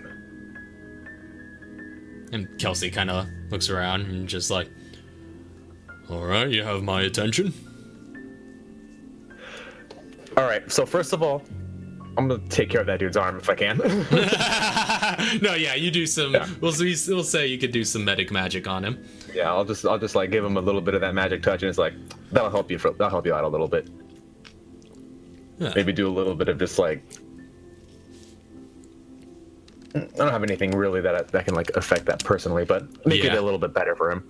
Well, I feel a lot better already. Thanks, Doc. Good. I don't have anything currently now, but I will soon. For now, I need you to go back to Chicago, and you're going to be working out there for the most part. You need you to continue to keep an eye on the Felicianos specifically, and I'll give them the names of Ernesto, Leonardo, and Antonio. Mm-hmm. I need to see where they go. I need to see what they do. And if you see a man, I'll describe Aiden. Mm-hmm. If you see a man there, don't engage him, don't follow him, but tell me. And Knox and Kelsey kind of exchange glances. And Knox kind of looks up at you and he's just like, "Huh. All right, I'm intrigued. But these names you've given us, I recognize these names. I came across them in my investigations. These are top cats." Yep. Can't say this is normally within my pay grade, but the money you seem to be offering is, yeah, you seem to be good for it. All right, I'll bite.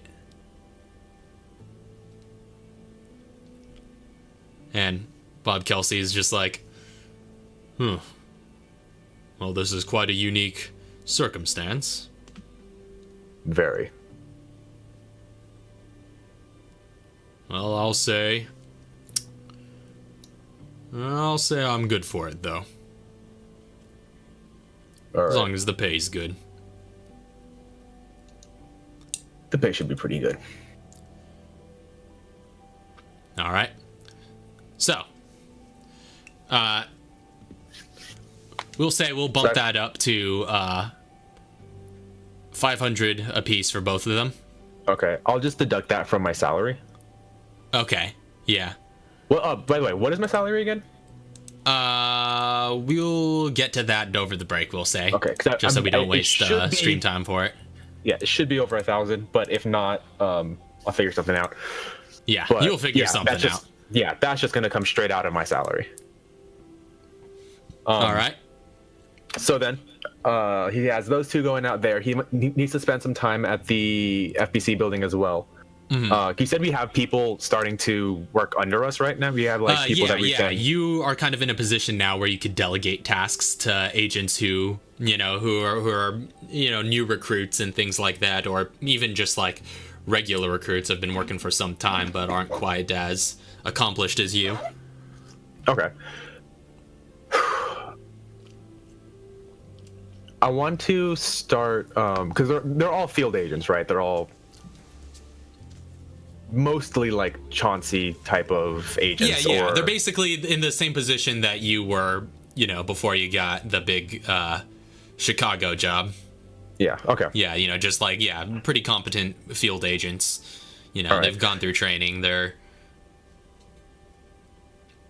because I want to start improving on their like medical facilities and start working on like first responder type of like getting units together of like basically I want to get a bunch of medics together and start training them to be combat medics. So you kind of pass this up to the chain and just like see if this is something that they could create like a medical division for. And if possible, I would also try to put in like some sort of petition for like a grant or some sort of like federal thing to start looking into getting a viral or start looking into developing viral vaccines. All right. Gotcha. I'll say go ahead and make a persuasion check for all this to see how far this petitioning gets up the chain of command. I'm going to leverage the fact that that Umbrella wouldn't have gone down without my team's help. All right.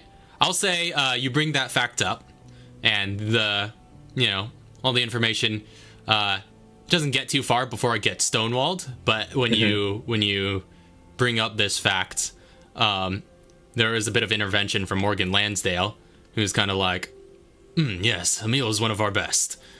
Give this some priority. So I'll say you get some advantage for your achievements. Yeah, because that's still -2. Yeah, -2, but roll with advantage. Here comes that 20.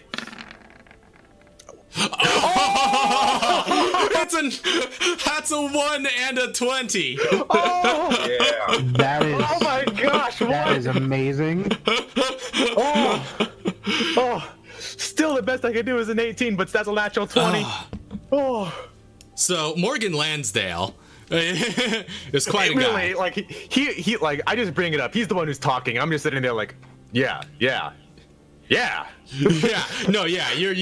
find yourself in a meeting with him at some point. It's just like, and he is a force of nature. You have never seen, this is, you've done some time in the military, you know his type, but this is like the most political action you've seen in a good long while. This guy knows how to maneuver his way around the brass, and of course, being the top of the chain of command within the FBC, he pulls quite a bit of weight, and but yeah, he is slick with his tongue and just knows how to get things done. So after he gives his blessing, you are quite able to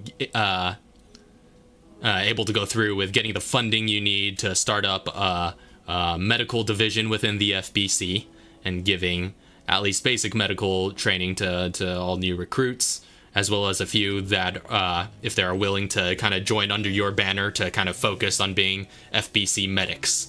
And that was something they didn't really have before, because you may recall, even when you guys were in uptown Chicago during that outbreak, there was a medical tent being set up, but that was mostly local first responders and stuff. FBC pretty much just brings in, guns and agents whenever a scenario goes down. So you kind of adding this division to the FBC managed to shake things up. Right on the end. Yeah, shake things up a bit, and now all of a sudden there's a little bit more of their response units are a little bit more versatile. So, yeah, you managed I want to train a bunch of combat medics up in that. Yeah, and plus with that natural 20, your proposition to start some viral research makes it outside of the FBC, but that's going to be something that has to get tossed around the UN a bit before deciding, if that's something the FBC can do. Yeah, I imagine that's going to be a bit of a... I just want to get these long-term goals rolling, but Emil's pulled the trigger on some of his plans he's been holding on for a while. Yeah. And I imagine most of his year is going to be spent getting all this stuff, like paperwork and just spending time at the FBC. Emil is a busy man now. Yeah. A real busy man. So, given all... By the way, I just want to let you know. Lisa's back. Hey, Lisa's here. Hey, well, just in time actually, because now we can talking about it. I'm like, now we can get to you in the break activity. So I didn't actually end up having to fill in what you want to do here, but just in time. So is that everything? Is that everything Emil's going to be doing? Yeah, Emil's going to be neck deep in paperwork, man. Yeah. As well as keeping in touch with all of his freelancers who are working for him. Gotcha. I'm sorry. So, over the next year, you kind of set the ball rolling on those long-term goals. You do officially get the medical division of the FPC founded, and you set out those private investigators for their very important mission. So, I hope they don't die. I half expect them to just come back to me riddled with bullet holes and be like, screw you. So, they know the risks. Yeah. Is that everything Emil's going to be doing? That is everything Emil's doing. It's so much. Oh, that's pretty good. All right. So, that being said, what is Archaea doing over the course of this year and 4 months? Boy. That's... this is going to be interesting. So, well, first I need to know the outcome. Oh, right. So, we were talking with Aiden. Yeah, I seen that part. Yeah, and then he ran off. Okay, and I'm looking for him currently. Okay, that's fine. I was briefed on all of this before. Okay. So, the possible outcomes. So, in that case, Raph knows what's going on, so I'm just going to jump into this. But... So for the first month or so, she's just gonna kind of stay at home, not really talk to anybody, be a little depressed because she spent so long and now he's gone again. But then I'm gonna say I don't know what time of year it is. What time of year is it, Raph? Well. A month after that would have been around February. Yeah. Okay, so, because remember, you guys were in Chicago during January. That's right. I'm gonna bump it up a few months. Then I'm gonna bump it up to about when the weather starts getting warm again. Yeah. Really quickly before we get that far. Yes. I'll say Chauncey and Archaea. We could both make a quick perception check. Oh no. Oh no. Situational awareness? That would technically apply here, yes. Okay. Yes, I was going to ask that earlier about checking to see if people were throwing stones. Oh, damn. Did I even need to roll? Let's see what it is. Let's just see what it is, just for the heck of it. All right. I'm really glad that I didn't roll warm-up rolls. Good enough, though. All right. Yeah. All right. Both pretty good. But Arkea, you notice immediately, about a month after the events in Chicago, again, you're just sort of like laying low, being depressed, but you do hear outside of the Clancy residence some activity. You do hear like a clank at the mailbox, and you realize the mailman already came today. And kind of looking outside, you do notice like a sort of shady looking figure and just like heavy clothes, baseball cap obscuring his face, disappear down the street. And Chauncey, you kind of notice you notice her noticing this, basically, is what you get with your situational awareness, and kind of look out, and you don't see anyone there anymore. But in that case, she's going to the mailbox. All right, you head over to the mailbox. Yeah. So, opening it up, inside you do find looks to be some sort of small object enclosed with some paper. Okay. Is it okay, describe this to me again. It's a small object. Yeah, it just looks to be like a small, I guess sort of, not necessarily a box, but like almost like a bit of a flat box. It's really, really tiny, like maybe 2 by 4 inches in size. But it's just sort of wrapped around with paper. So you pull it out. It's wrapped in paper. Yeah. Okay. Yeah. What does the paper say? So if you unfold the paper, you'll see that the object that it's wrapped around looks to be some sort of cassette tape.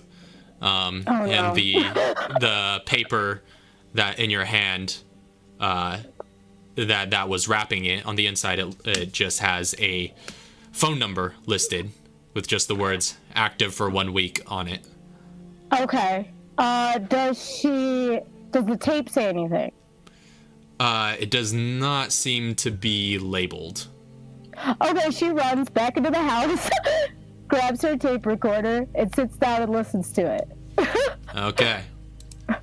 So, you listen to it, and you hear the following. Aiden, my love, can you hear me? Good. I wish I would have told you all of this when I was alive, but I couldn't. So instead of saying it, I put it on a tape. You guessed it, if you're listening to this, I am physically gone from the world, but I will always be by your side no matter what. The wind that gently blows across your face, the shadow that follows you, and most importantly, the heartbeat in your chest. I know that I went out fighting. Please tell me I looked awesome doing it. On a more serious note, I made this for a reason. Listen, my love, we have a daughter. It's messed up and I don't know where to begin, but I guess the beginning is good enough. 2 years after you left, they made a test tube baby with her DNA. At first, I was mad at the baby, almost hated it. Although, as time went by, I started to realize that she was my little piece of you. I know it's silly, but I started to think about how you would love her and take care of us. Aiden, if you are listening to this, you have to find our daughter. Show her the love I couldn't. Please, Aiden, you have to do it for me. Know that I love both of you more than words can say. I want you to promise me one thing. You will not let my father anywhere near Arkea. Please, he will make her a slave, like he made us slaves. I do not want our daughter to live like that. Love her, Aiden. Never give up on her. And always know that I will be by your side wherever you may go. Let's go see the world, shall we?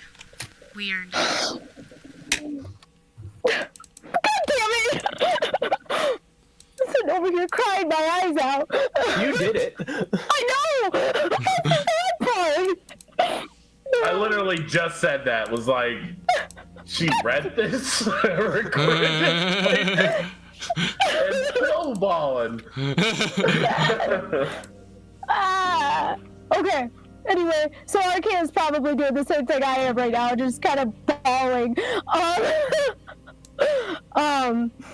So she, after she kind of clears herself, composes herself, her Emil's words in her head going, be strong, be strong. She gets up. She goes to wherever the phone is in the house, and she calls the number. Okay, you call the number. It rings for a bit, and then eventually you do hear an answer. You hear on the other end, okay? It's me. I thought as much. Wasn't expecting to get a call from you this soon. Well, I just listened to the tape that was in there. Ah, that was fast. Well, whatever tapes are around, I tend to play them rather quickly. Well, and yeah, she probably would be using the landline since it's Yeah. she doesn't have a cell phone still, right? Which, by the way, you have an allowance now, says Chauncey. Well, I have to talk to him about that. Yeah, before we get to yeah, but he's like, yeah, that tape was Yuko's will, your mother's will. It was the last thing she gave me before she died. And for a long time, that was the only thing I had left of her. I guess now that I know you're alive, well, I guess there's a little bit more left of her than I thought. I thought she'd want you to have that. Yeah. I have so many questions for you. Well, like I said, this number's active for a week. After that, it's getting burned. So, if there's anything else you need to ask me, I know we didn't get to talk as much as we'd like last time we met. Yeah. Well, okay. So, there's a lot of things I want to know. But I want to start with something that I know you can answer right now. Who was my mother? I know her name. I know she was with Umbrella. I know that Wesker's her father, but who really was she? She was a woman after my own heart. That's who she was. She was a warrior. One of the strongest I've ever met. We both had it pretty rough, but unlike me, she didn't know too much of the outside world beyond Umbrella. She grew up in labs, fighting for her life in these just really messed up experiments, tests for bioweapons. She was a fighter. Yeah. That's how I would describe her. A fighter, huh? Yeah, through and through. Maybe that's where I get it from. Well, you've gotten two portions of fighter, if you ask me. Well, what kind of fighter was my mother? She liked to get up close and personal, much to my chagrin. Of course. Yeah. She was a great martial artist, though. Phenomenal with her hands. She could go 12 rounds with anything if she set her mind to it. Wow. Now this part might be a little difficult, and you don't have to tell me if you don't want to. But how exactly did my mother die? Well, she, like I said, she liked to get up close and personal. That didn't change when, Wesker set a tyrant on us before making an escape. Long story short, she tried to blow it up, got caught in the shrapnel, and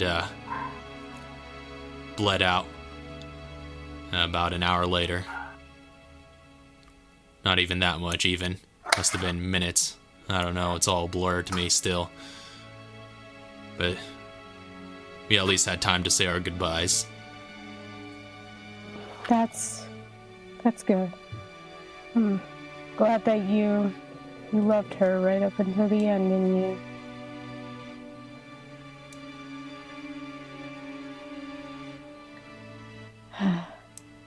Well, I can almost say that I'm as stupid as my mother. I once tried to blow up a tyrant as well. Yeah, I wouldn't recommend that one. No, it wasn't a good plan, which actually leads me to something else that I want to talk to you about. Well, first of all, I know that you took it the way anybody would in your situation when Chauncey kind of tried to stop you from, putting on your gear or whatever, but seeing you two stand boot to boot wasn't exactly unexpected. We share blood, Aiden, but that man raised me. He made sure I went through school. He stayed up with me when I was sick. He caught me after every bad dream I had about you or Yuko, for that matter. And he's the only thing I had that was close to a father, other than, of course, Emil that was also there. And I can't tell you that there isn't a day that goes by that I wish that it wouldn't have been you. Since I learned about you, I wanted you there. I wanted you to be Dad. I wanted you to be the one that protected me and kept me safe. But I found something else in Raccoon City. And I can't say I regret it, because they took care of me. They made sure that whatever I needed and my dream of finding you was fulfilled. They helped me find you. And I'm not gonna lie, people died to help me find you. And I can't say that it doesn't hurt that we're not able to be together. Yeah, trust me, it hurts me just as much as you. I spent years thinking you were dead. I know. And I don't know, I'm still trying to wrap my head around the idea that you're even still alive. It's just... Hold on a second. I forgot, we didn't explain that one to him. Well, keep on going. I was just making a mental note. Yeah, well, he's like... I mean... Listen, when your mother died, I promised her that I would look out for you. And when I arrived at that Umbrella facility and hacked into their databases only to find out that you were dead, that, needless to say, that destroyed me. I've spent all of my life ever since then on the run, trying to avenge you and your mother, because I thought I had failed. I thought that my one purpose in life was just gone. I never had a chance to even do it. And to know that you're alive, to know that just my own child is still out there, that changes things. But of course, I've come too far to back down now. I've still got a mission, and for the time being, as you've probably noticed in my quest to avenge you, I've angered some pretty powerful people. So the way I see it, right now it's for the best that we stay separate. If I get anywhere near you, I'm putting you in great danger.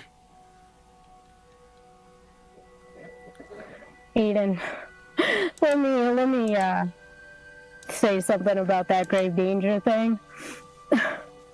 I have been in grave danger since I watched the only man, or at least thought I watched the only man I ever knew as my father before I met Chauncey and Emil, get gunned down in front of me. Yeah. When I seen Simmons fall, that was the end for me. I knew that forever Umbrella would be knocking at my doorstep. Yeah, but we've been watching the news. It looks like Umbrella's on their way out. Well, it doesn't really help that you killed half of them. Yeah, I'll take credit for that, but my point is, there's a lot more going on than just Umbrella now. I mean, they may be gone entirely by this time next month, but doesn't change the fact that I'm still on a mission. I've made enemies of the mob and of the United States government. Now, you say you've been in danger for all that time, and as I've seen, you are no stranger to dangerous situations, but, I mean, face it. You're making this call from a suburban house. You'll wake up tomorrow morning not wondering how, if anybody is going to be coming to knock at your door, trying to kill you, not knowing where your next transportation or meal is coming from. You won't have any of that. That's been my life day to day for years now, and I'm not going to bring that on you. She kind of sighs, and she's like, she kind of whispers under her breath, kind of, how did my mother ever deal with this? And by this, she means Aiden being pig-headed. She's like, Aiden, I may not have to worry about those things, but if you remember the guy that was outside of the car when you decided to run off again, that guy, not a friend of mine. Don't like him, don't trust him. But he knows who you are? What That's you true. are? As far as I know, yes. Alright, let me put it to you this way.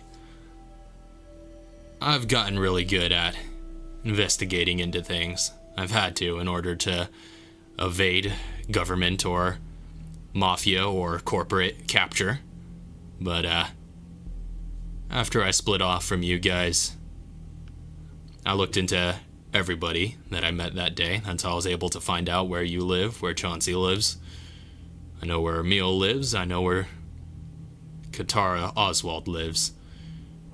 One thing I couldn't find out is anything about that man in black in front of that van. What do you mean? Is he just not in the system? Well, perhaps Man in Black is a pretty appropriate title for him. Just doesn't seem to be the kind of person that exists. This happens from time to time, but that tells me that he's pretty important. If he's pretty important and he knows who you are, and he's letting you run around free, well, sounds to me like he's a good friend to have. I don't trust anybody. I wouldn't trust him either. I don't trust anybody but Chauncey, Emil, and Katara. Good. They seem like good eggs. And, this father of yours, this Chauncey Clancy. Yeah. I think I like him. Yeah? Yeah. Well, that's good. Well, he's at least cut from the same cloth. Definitely. That Emil fella's not bad either. They're both fighters. They're my people. My type of people, anyway. So, keep their guns close. Because I won't be around to do that all the time, at least. I don't know if I should be telling you this, but now just make sure I got this right, Raph. Mm-hmm. She did see video of Aiden cutting the doctor apart, right? She didn't just see the. Yeah, you did. That was just hear it. Yeah, that was Okay. Surveillance recording. Yeah. Got it. I unfortunately the reason I was in Chicago in the first place the first time was because, well, not solely because maybe, but in briefing for that I did see a video, surveillance video. And let's just say what I saw on that wasn't exactly what I wanted to see. And yes, you were the prime attraction in that video. And, where exactly was this video from? Yeah. Where exactly was this video from? You would remember it was from Rockford Island. Okay, Rockford Island. Okay. Some place called Rockford Island. Yeah. You were having a cutting match with somebody, if I remember correctly? Yeah. Well, I really wish you didn't have to see that. Aiden, I lived my entire life knowing up until that point that my father was a loving, caring individual that loved my mother more than anything in the world. And I'm not gonna lie, seeing you literally cut a woman apart scared the living crap out of me. Because that wasn't my father that I saw. Listen, Arkea. I don't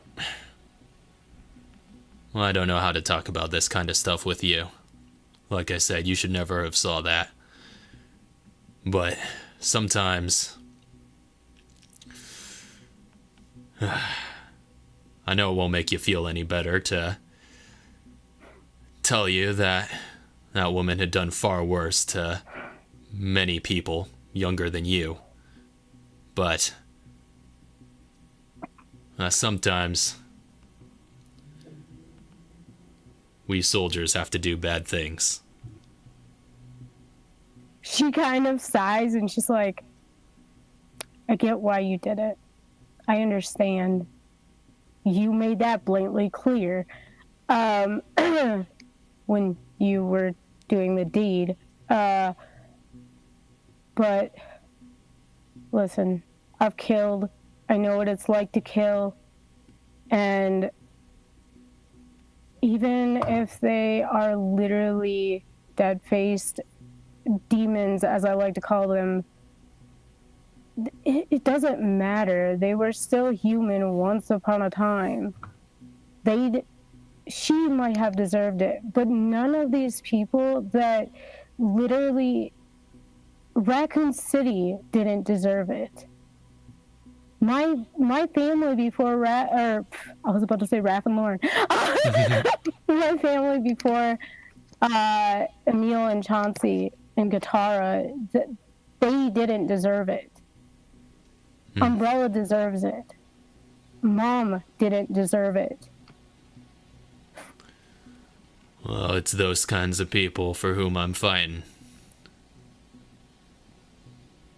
She kind of looks down and she's like, this is what it feels like to be in a military family. Yeah, I'm sure your father would back me up if you asked him about it. But like I said, I know. I understand. Have to do bad things for the right reason. I've been doing that for years. Well, that's the goal, isn't it? Keep killing until you don't have to kill anymore. Yeah, well, hopefully that day comes. Well, I'm drawing to the end of my list. If I take out these last few targets, then maybe I'll be able to see you in peace again. I have a question for you then. More of a request. Maybe tell Simmons when you find him that he wasn't the man I thought he was. Yeah.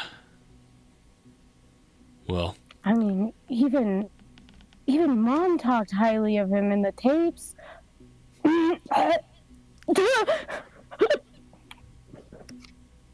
Well, the Simmons I knew was a master manipulator. It's possible he could have been playing some sort of long con, but I don't know. I don't know the man you knew. That's for sure. I doubt he just changed. I don't know. But it's hard to know him. I can't say that I knew him, but I do know what he gave me, and he gave me a lot. He's the one that gave me the tapes. He's the one that told me about you and Yuko. He's the one that set me on my path to find you. And if it wasn't for him, I'd probably still be in that cage, 3 doors down from yours. Well, I'll bear that in mind.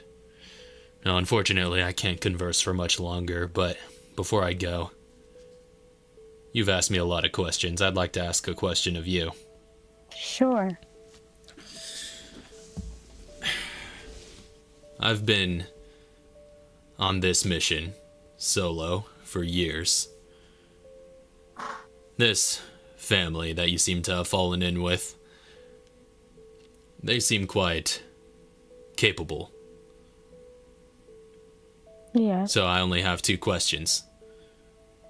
Okay. 1, do you trust them? With my life. And 2, can I trust them if I ever need help? Yes. Thank you, Archaea. I love you. And hopefully I'll see you soon.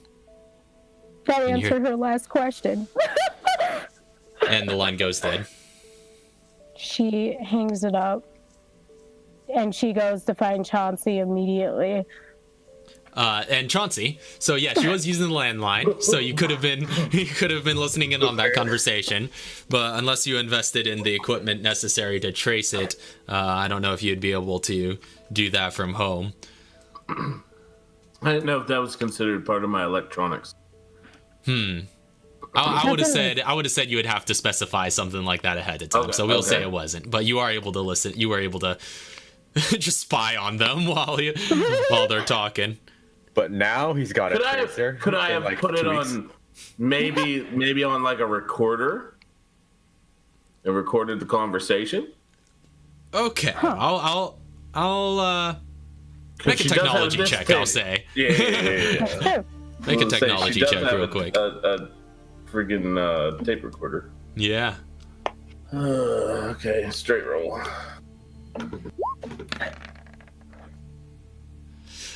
You think about it, but you can't quite figure out how to do that on the spur of the moment. You just like end up tangling in some cables, and you're just like, what am I supposed to do with these? Electrocutes itself. I feel like I'd make more noise. They would know. Yeah. So yeah, she's going to find Chauncey immediately after hanging up. All right. I'm downstairs in my room. Just not doing anything. Actually, well, if you want to get a sort of idea of the space, Yeah. We could bust out a visual. It's not as visually appealing as the Meals House, unless you guys fixed it. Oh, it's fixed! It's fixed. I don't know. So, first of all, where'd you say you were? I would have been downstairs. Okay, first floor? Yeah. Yeah, so, let's see. I'm giving a slow clap for this reveal, because this is awesome. Let's just reveal the whole first floor. I'm excited. Oh. So. That's actually pretty nice. Yeah. Really nice. No, I'm excited. So this is Like the Emil's? lower floor. So where are you at? Like compared to Emil's house, that's like pretty full, but it's also pretty accurate from both Emil and Chauncey's for how much furniture they have. Yeah. I would say this is what we classified as the war room, right? Yeah, that's the war room. So this is where I would have been. Okay. And like, because I'm assuming it's like soundproofed and like a little bit better than most, and then also there's a landline that You also notice you have a chest there. Out. Yeah. I seen her run out through the window, just like going to the mailbox down the street. So like heard her come rustling back in, and I just picked up the phone as she was dialing. Yeah. All Makes right. sense. So if you want to bust Archaea out, you could run her into the same room. Oh wait, I don't have it up on stream. Hold up. There we go. All right, hold on a second. Let me grab her really quick. Here's the stairs, so she's probably about here at the moment because I'm just getting zoomed in and situated. She dumb buttons. She opens the door if it's not already open, and she kind of just stands in the doorway. What's up? I got off the phone with Aiden. Really? Walking away from the phone. Really? What? How'd you contact him? Like, how did you get his number? Well, Make a quick deception check. Okay. Just to him. see. Do I get Well, you're. advantage because she's a kid? Nah. Trustworthy? Kids know. kids know. Trustworthy. Oh, Well, we'll contest it with an insight check for Archaea if you wanna I'm see gonna do if you notice I'm gonna do anything off. Blackmail. Insight. No, yeah, you know. you get the you don't buy his you don't know that he's been listening in on you, but you don't buy his oh yeah? Like you get the sense it just feels a little rehearsed. It feels like he knew you were doing that. Yeah. Alright. She kind of ignores it and kind of just goes into how she got his number from the mailbox with a tape. And it was a tape from her, basically her mother's will and all of that stuff. And that she had a very nice conversation with Aiden. But she's got this look upon her face, kind of like, kind of skeptical of him, but she's letting it go. She's just, in her voice at least, she's letting it go. And she explains the entire, like, not the entire conversation, but like, just basic pieces of it. Yeah, the highlights. Well, the whole thing was a highlight to me, but just the highlights. Yeah. And that she said the number will only be active for a week. Are you planning on calling him back? Hopefully tomorrow morning. Well, you tell him next time he can just come in. He doesn't have to play the mailbox. That's someone else could find. He could just come in. I'll make sure I tell him. How are you doing? Well, it's rough. I'm not gonna lie. It's rough. I spent my whole life looking for him, and to hear him tell me that, you know, I know why he's doing what he's doing, but it isn't fair. It just isn't fair.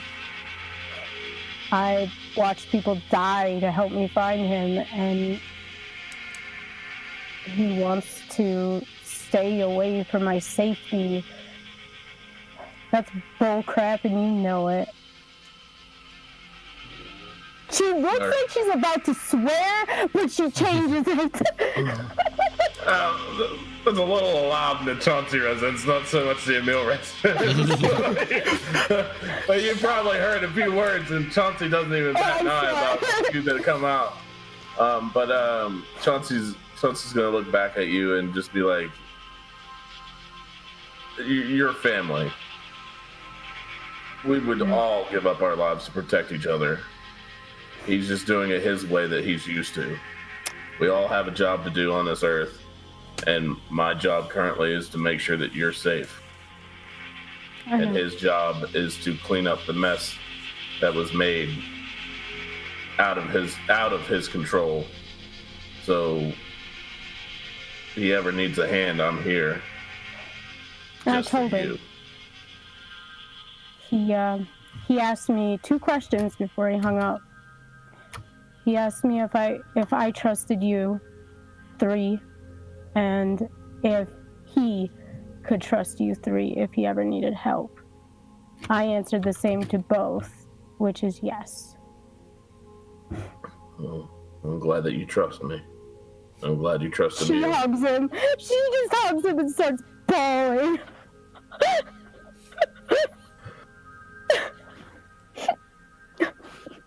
She's just hugging you so tight right now.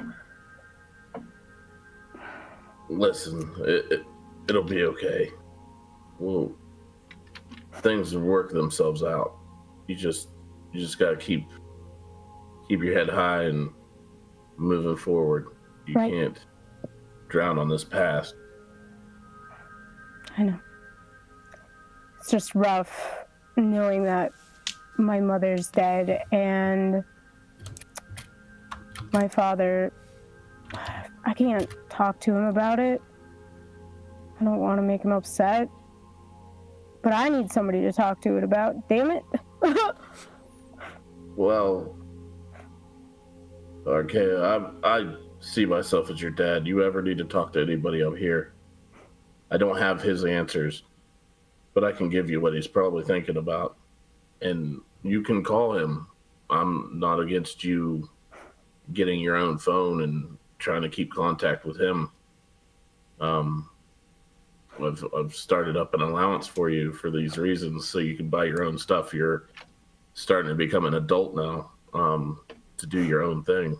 So, okay. Just know that he cares about you. He's just doing his own thing. I know he does. It's just hard to stand and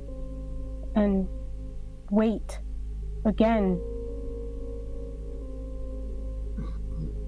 It's just your job.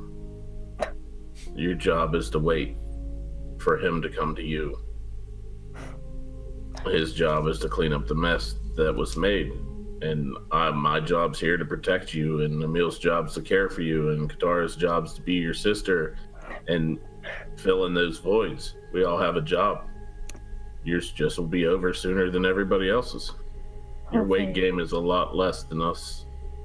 So just keep trucking. Okay, thank you. And then she kind of saunters off. Oh wait, no, I want to know something really quick. Chauncey will be able to answer this. What's his hair looking like?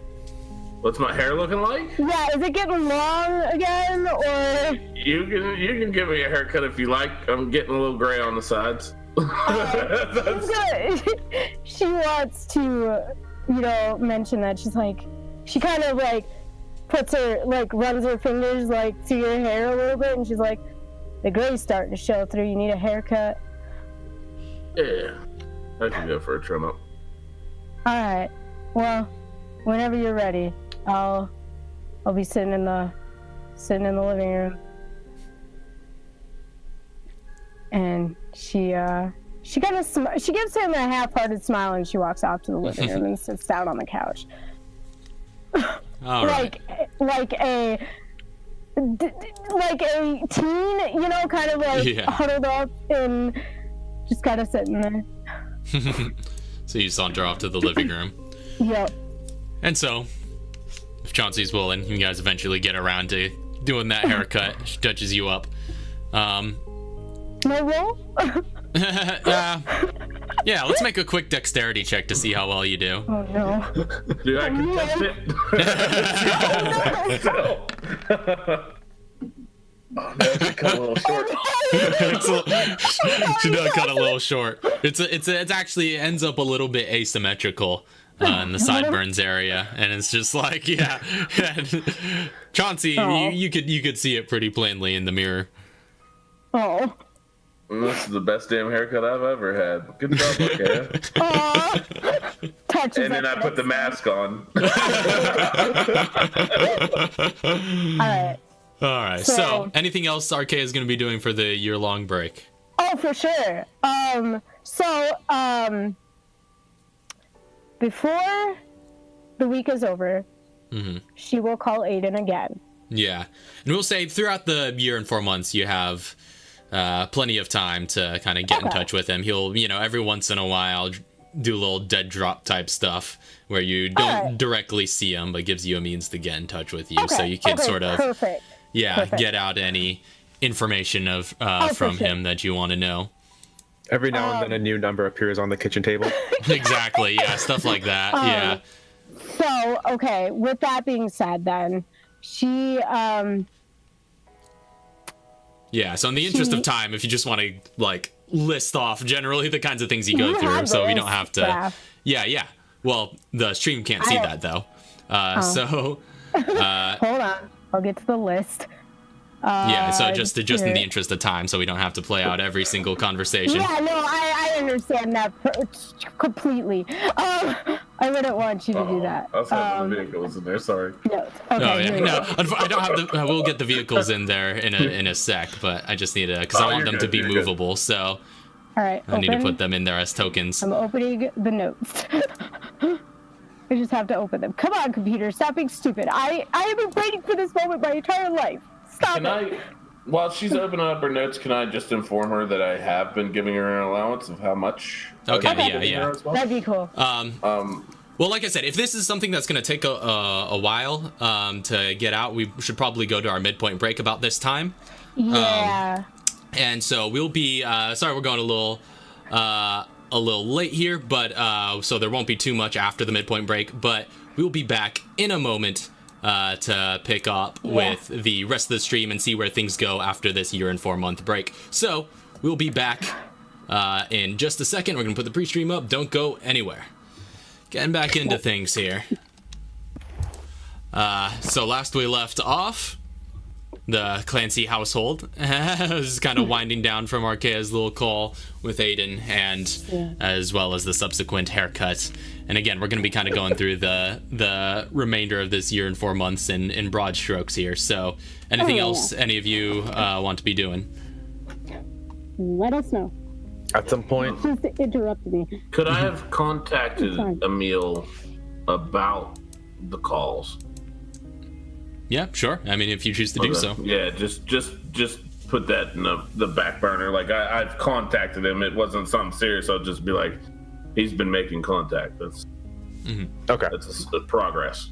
And I know that Katara is gonna keep in touch with Emil and Chauncey.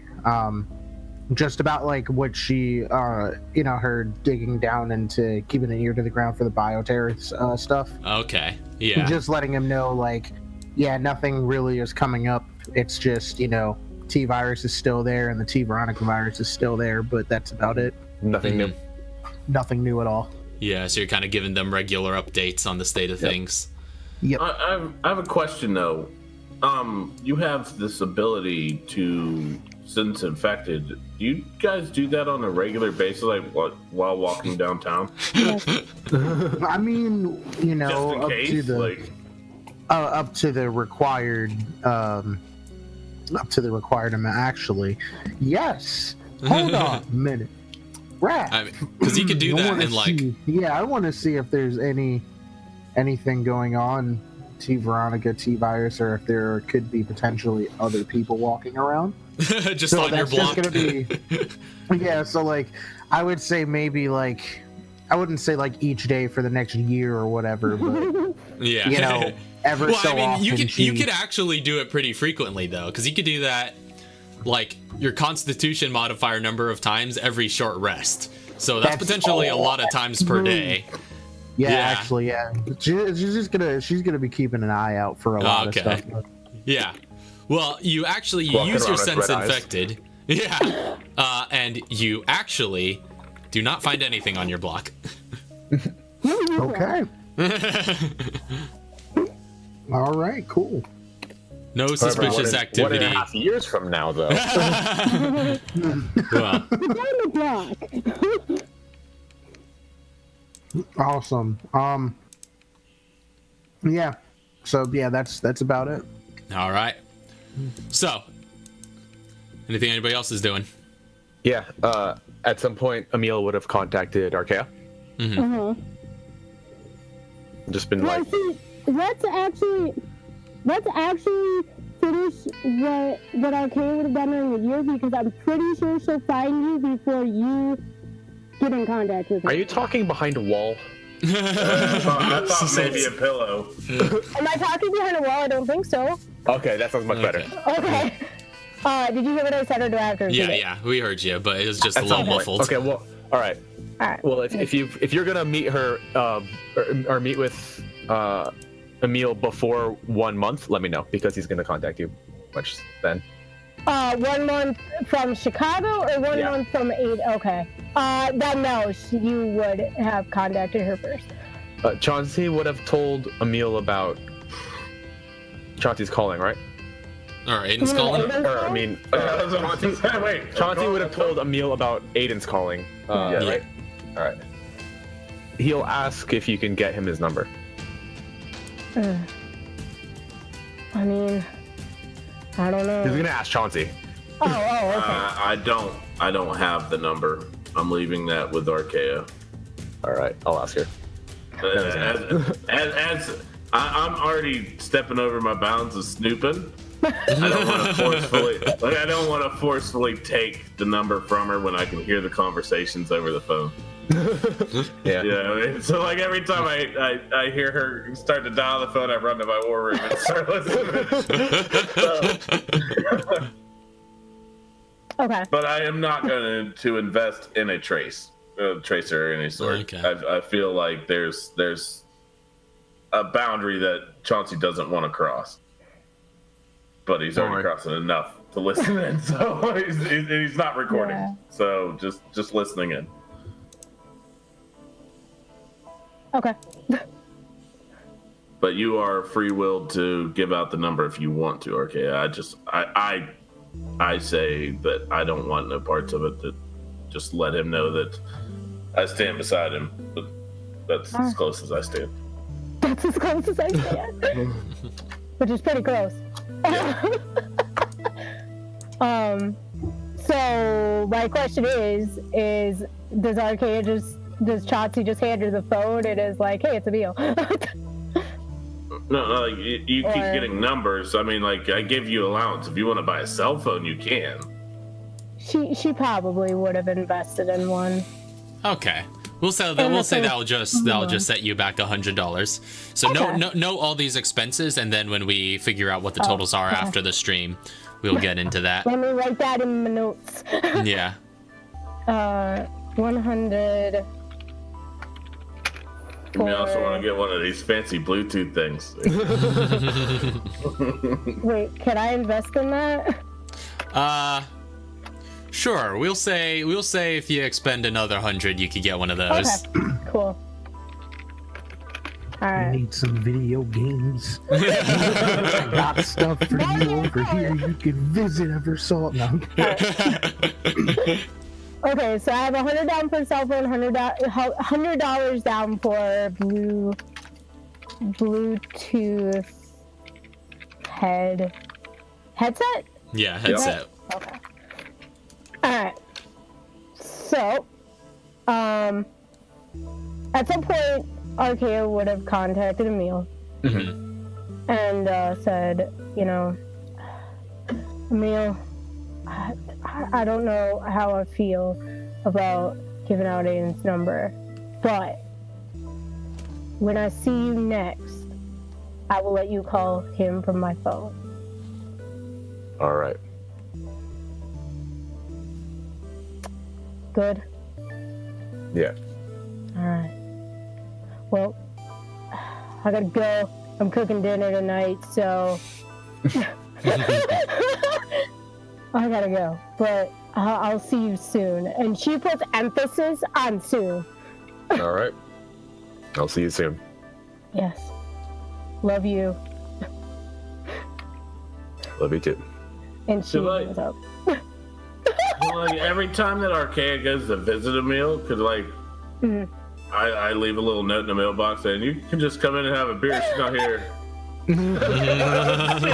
See if once or twice he comes in, just have like a dude chill party. Like, yeah, I'm by myself, man. Come work on this car with me. I know you know some acts. I can see it. Okay, so she's gonna save up a little money. So about maybe 4 or 5 months in, at about, what time does Chauncey go to bed? Does Chauncey go to bed? Chauncey never sleeps. Chauncey never sleeps. No, yeah, I mean, that's okay. You have to sleep eventually. You don't know that Chauncey's sleeping, but whenever he's talking to you, he's sleeping. His eyes, his body, everything's moving, but he's sleeping. Okay, so it's gonna be late. It's gonna be about like 1 in the morning. She's going to get up out of bed and she's going to sit down and write a quick note.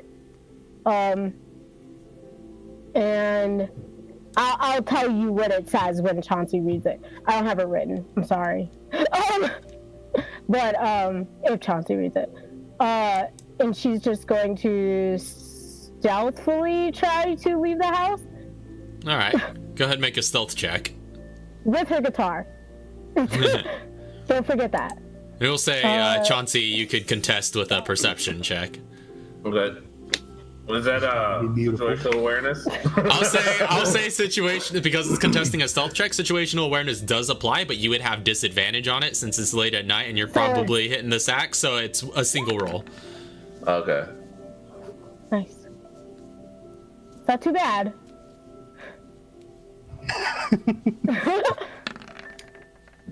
Oh, that 20 almost out! Oh, Ken! It bobbles. I wasn't actually going to contest it. I just wanted to see what it would roll. All right. Well, you don't notice her nonetheless sneaking out at night. So at this point, I'm just going to summarize what happens here. Basically, she's going to try, and when Chauncey when Doc hears what I'm going to say, she is going to try and hitchhike from Pennsylvania to Minnesota. Or Michigan, wherever the heck Emil lives. Minnesota. Minnesota, yeah. Okay, You're always right the first time, and then you change it. Yeah, I know. the state. What? But why? I had his ass, and we would have taken a day trip. Like, you kind of hit us.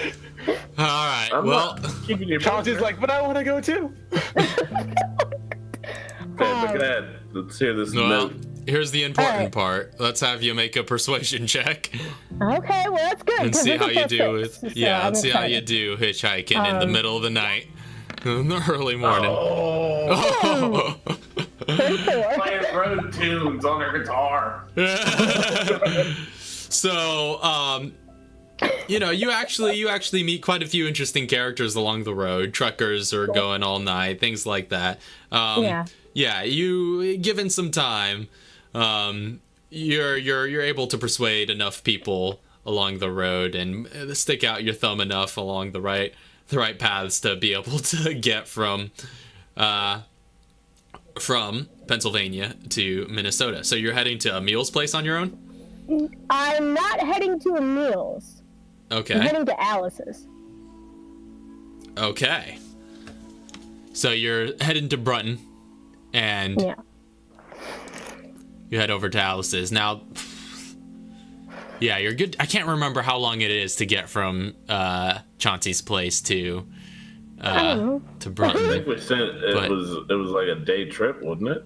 Yeah, roundabouts. But then it'd be like- even longer That's a given day trip with a hitchhiking. straight ride. Yeah. Yeah. So it's probably it takes you like 2 or so days to get there. Okay, that's fine. in She the expected it ballpark as much. of. Just hitchhiking with people going roughly northward. So I've like caught up and passed her. literally, Not yet. literally, Archaea just went missing. Yeah, so Archaea just disappeared overnight. Chauncey, you wake up in the morning and she is nowhere to be found. Her backpack's gone. Her guitar is gone. Oh yeah, you did say you left a note. Does the note specify I didn't anything? leave a note, so if he wants to read it, I'll tell him what it says. Yeah. I didn't get the Yeah, chance yeah. to read it. So what does it say? It says, "Dear Chauncey, I need a little time on my own, and I know that you understand. I know that you would have been more than happy to drive me to Emil's, but something that Emil said sticks out to me more than anything, and that's what he said to me in the basement when we were watching Aiden on the surveillance tapes. And he said, basically, in short, he said shape up or ship out. And right now, I have to say that, unfortunately, I'm shipping out for a while. I love you, and you know my cell phone number. Call me. And that's it. Love, Archaea.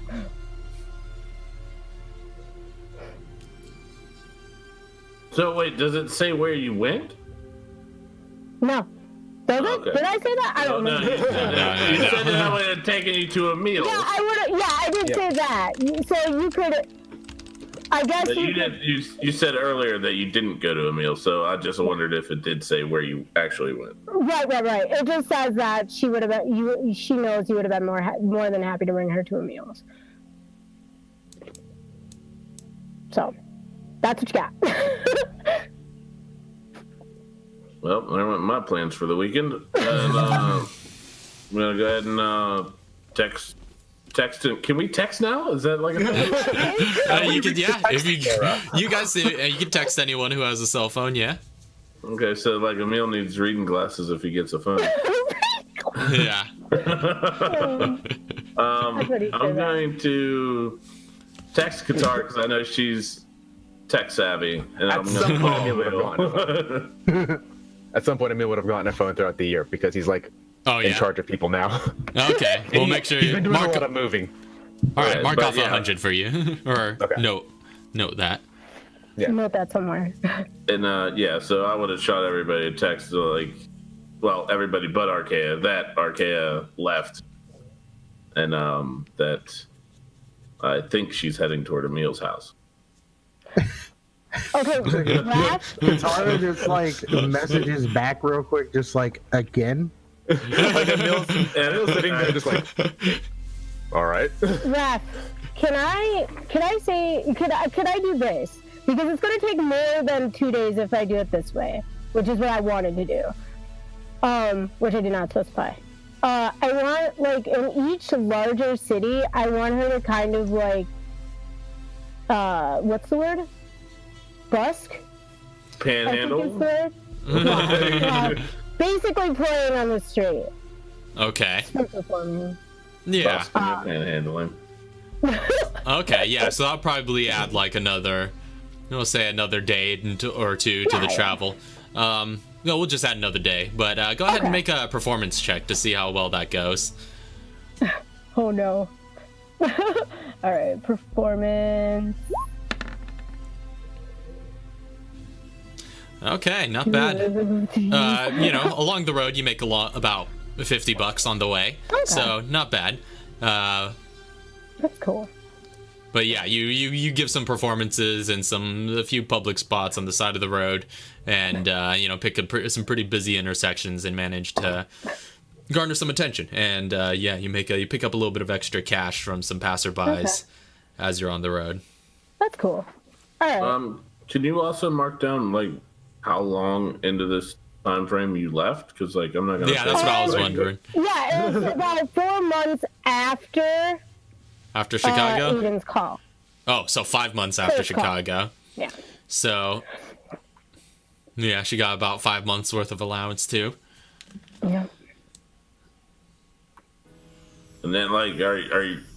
Wait, so for the rest of this year, are we just running around searching for her? Like, she show up? Like, how's this work?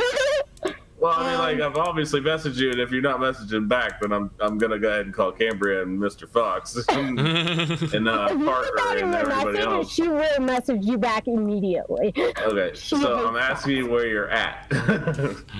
Where you at? Says, how far into it though? Every day immediately. Yeah, like Okay. as soon as, like when I sent everybody that she left, I also sent you where are you at and where are you going.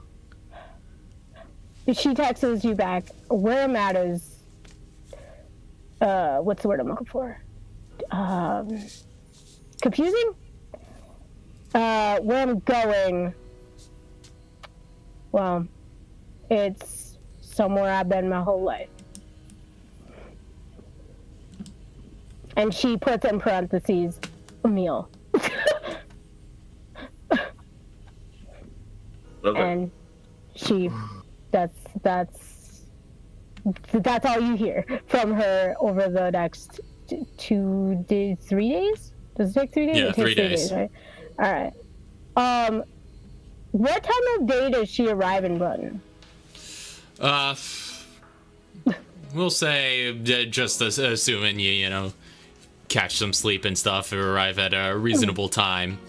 Probably we'll say early morning of a 4th day. Oh no. So it takes about 3 days in total for the trip, and then you arrive in the early morning on a 4th day.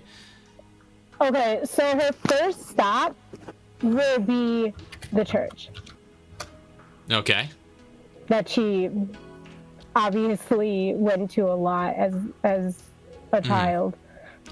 She goes in. I'm guessing it's the open. doors don't seem to be open now. Oh, well, rip. She kind of just sits there for a minute. Kind of just watches. However, I don't know what the road is like there. If there's people walking on the streets or whatever. Yeah, it's not an incredibly busy block. It's just kind of got its own corner of the town. All right. She just kind of sits there for an hour or so, and then did she know where the very energetic shopkeeper is? Possibly, yeah. It'll take you some time to get around town on foot, but yeah. That's fine. She's trying to blow time. Also, what day is it? What day? Yeah, what day is it? Probably some weekday. We'll say Thursday. Okay, Thursday. Okay, she's literally just trying to blow time until about 5, 6 in the evening. So she tries to find what was her name? Chelsea? You're looking for the Psy shop? Yeah. Yeah, that's what she's looking for. Kelsey was her name. Kelsey Ellington. Kelsey. Yeah. Do I have to make a check for that? Or can I find it over time? I'll say, yeah, given time, you could find it. It takes you a few hours of running around town, but yeah, you could find it pretty easily enough, having been there before. By the time you arrive in the early morning hours, I'll say it's a little bit later in the morning by the time you arrive, so it looks to be just opening up. Cool. She's gonna walk in. All right, you walk in. You see Kelsey Ellington again, like just this, petite, young woman with bouncy brown pigtails, just sipping an early morning cappuccino. And it's just like, oh, customers already. Hey. I'm sure you don't remember me, but now I came in here a while ago with guy, yay high, brown hair. Emil, if you know my name, I don't know. Oh, yeah, I know Emil. Yeah, I think I remember you. Yeah, that was a while back. Well, I definitely see where you get your energy from, and she knows it's to the cappuccino in her hand. She's just like, oh, this is just for waking up. What can I do for you? Well, I was wondering when the last time you seen Emil was. Well, he comes around every once in a while. I sell the kind of supplies he needs, I guess. Yeah, well, you know how it goes. Well, what do you got for sale now? Just curious. Well, we got some chem fluids and chem materials back in stock. We got a good handful of gunpowder, liquid nitrogen canisters, propane canisters, nozzles, things of that nature. Beautiful. Well, I don't need any of that stuff, but I'll be sure to let Emil know. Just had to blow some time. Do you know any place I could do that at? Well, there's not a lot to do around Brunton, if you ask me. Yeah. I don't know, probably run around, look at nature. As she says that, Arkea's like, do you have music, Chelsea? Music? Music. Well, I mean, what did you ask her? If she likes music. If she likes music. And she's like, yeah. I mean, everybody likes music. Just depends on what kind. She kind of points to the guitar on her back. Oh, you play music? I do. Oh, wow.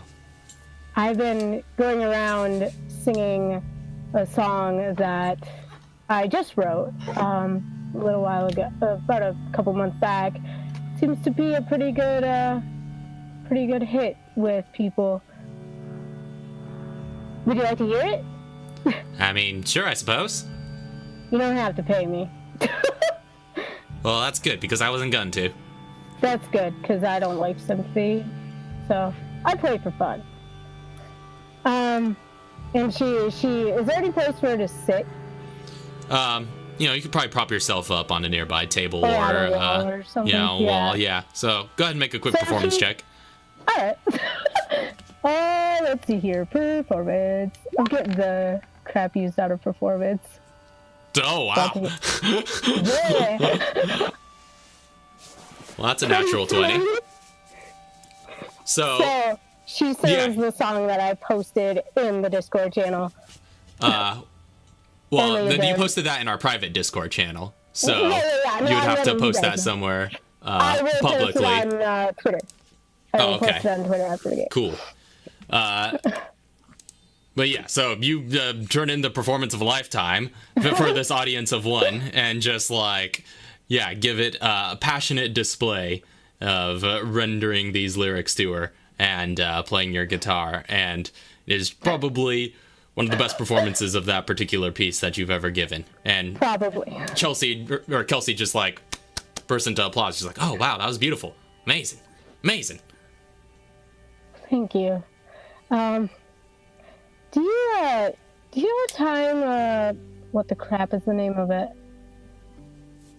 Is it Poison? Oh, Poison. Yeah, that's the bar on the. Yeah. Do you know what time it opens? Up in Uptown. No idea. Always seems like that place is open all the time. Well, how conveniently convenient for me. Thank you, Kelsey. I will see you next time I'm in Brunton for sure. But for now, I think I need to make my way over there. And she kind of, is Chelsea in front or behind the counter? Oh, she's behind the counter. Okay, she kind of like Archaea kind of like leans over and gives her the really awkward hug. Okay, just sort of receives the hug. She's like, okay. Just doesn't reciprocate at all. That's fine. And Archaea walks out and tries to find the poison. Okay, so give it another few hours. You find your way there. You see Alice on the inside, just setting up shop and making sure the place is up and running, cleaning off some tables. It's not too busy during the day, so she sees you enter and she's like, "Well, hello there, Archaea." I forgot about her really bad Minnesota accent. Sorry. Hi. How you doing, Alice? Yeah, well, I'm doing. Ain't that the truth?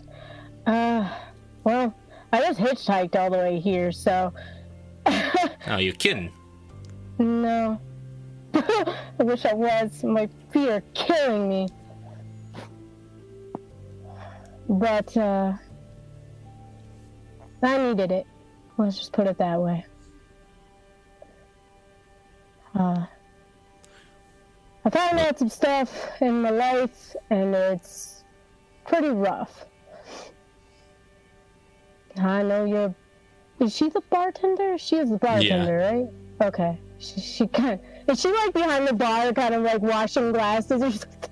Well, she's kind of out and about, just like, again, wiping down some tables and stuff. Alright, then she kind of just walks with Alice and is like, "Oh, I know you're a bartender. You probably specialize in listening to people's problems, usually over, your product. But unfortunately, I'm not old enough to drink that yet, so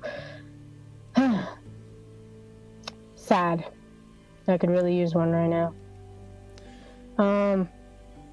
Do you have a phone that I could use?" Yeah, we got one right in the back there. If you would like to give it a use. Takes quarters. I'm just gonna give Emil a call. It's all right. So you go. Yeah, she goes back. She dials Emil's number. All right, Emil, your phone rings. All right. All right. How many days has it been? Since she went missing, or rather not missing, but like disappeared. Yeah. That's been 4 days at this point. All right, he'll answer. Hey. What do you want? Well, gee, don't be so jumpy. It's been 4 days, Archaea. I came home. I was working. I got a call from Chauncey saying that you had gone missing. You were coming to my place. I immediately came here. It's been 4 days. Listen. Where have you been? I'm sorry, okay? I listened to your advice. To go missing for 4 days? No. To literally do what you told me to do in that basement. If I wasn't ready to step up, I needed to leave. All right. It took me 4 days because I hitchhiked here. I'm glad you got here safely. Yes, thank you. Would you like to know where I am? I hope you're in Minnesota. Yes, I'm in Minnesota. I'm talking to a good friend of yours, actually. You're at Alice's place. Yes. You want me to come over, or are you coming this way? It really doesn't make a difference to me. All right, I'm coming over. And he hangs up. All right. So she walks back out to Alice, and she's like, she kind of gives Alice like a look of like, I'm in trouble.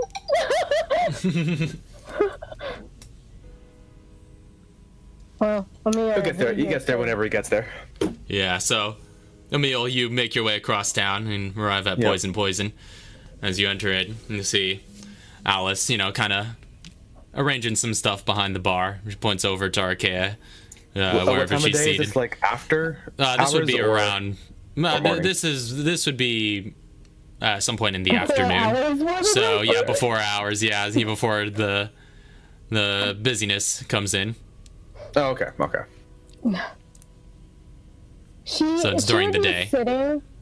She would be sitting somewhere, probably just kind of like picking at her guitar, kind of. Just like in one of the booths? Yeah, basically.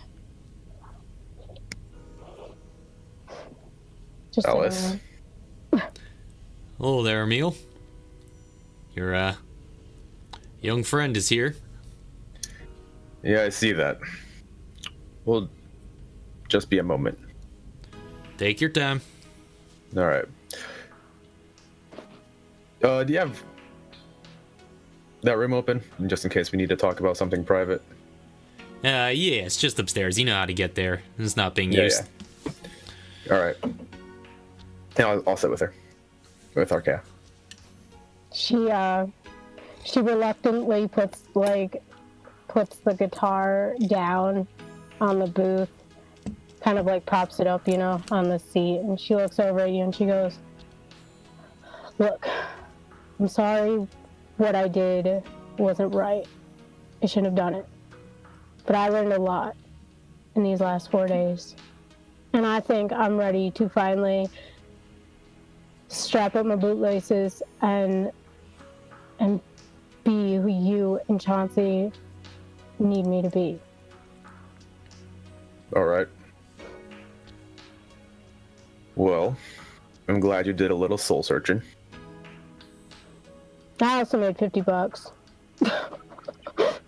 It's pretty cheap for soul searching. Most people go to India or Tibet, spend thousands of dollars on travel, get there just to be told exactly what everybody else here is telling them. Oh, I found my peace through my music. It's a good place to find it. So, now that I'm here, got anything for me? Well, I was going to call you earlier, but got busy. I didn't mean to put your life on hold. Yeah. I do that a lot to a lot of people. Well, there is something I need to show you, but I'll need to talk to you about something else first. Oh, good.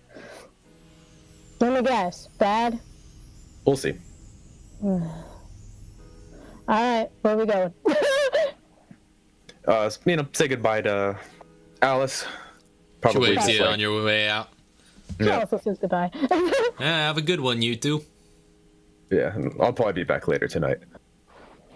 And takes her to his place. Okay. So you head back to the Emil residence. So Hold on, we got visual on that too. All right. So he's gonna. Everywhere. Oh man, look at all this. This was like from the barbecue. Oh yeah, get out of there. That was from, like. I'm still here cooking. So Emil's just gonna start probably doing dishes or something while he's talking. Oh, is that my car? Question to Emil. It is your car.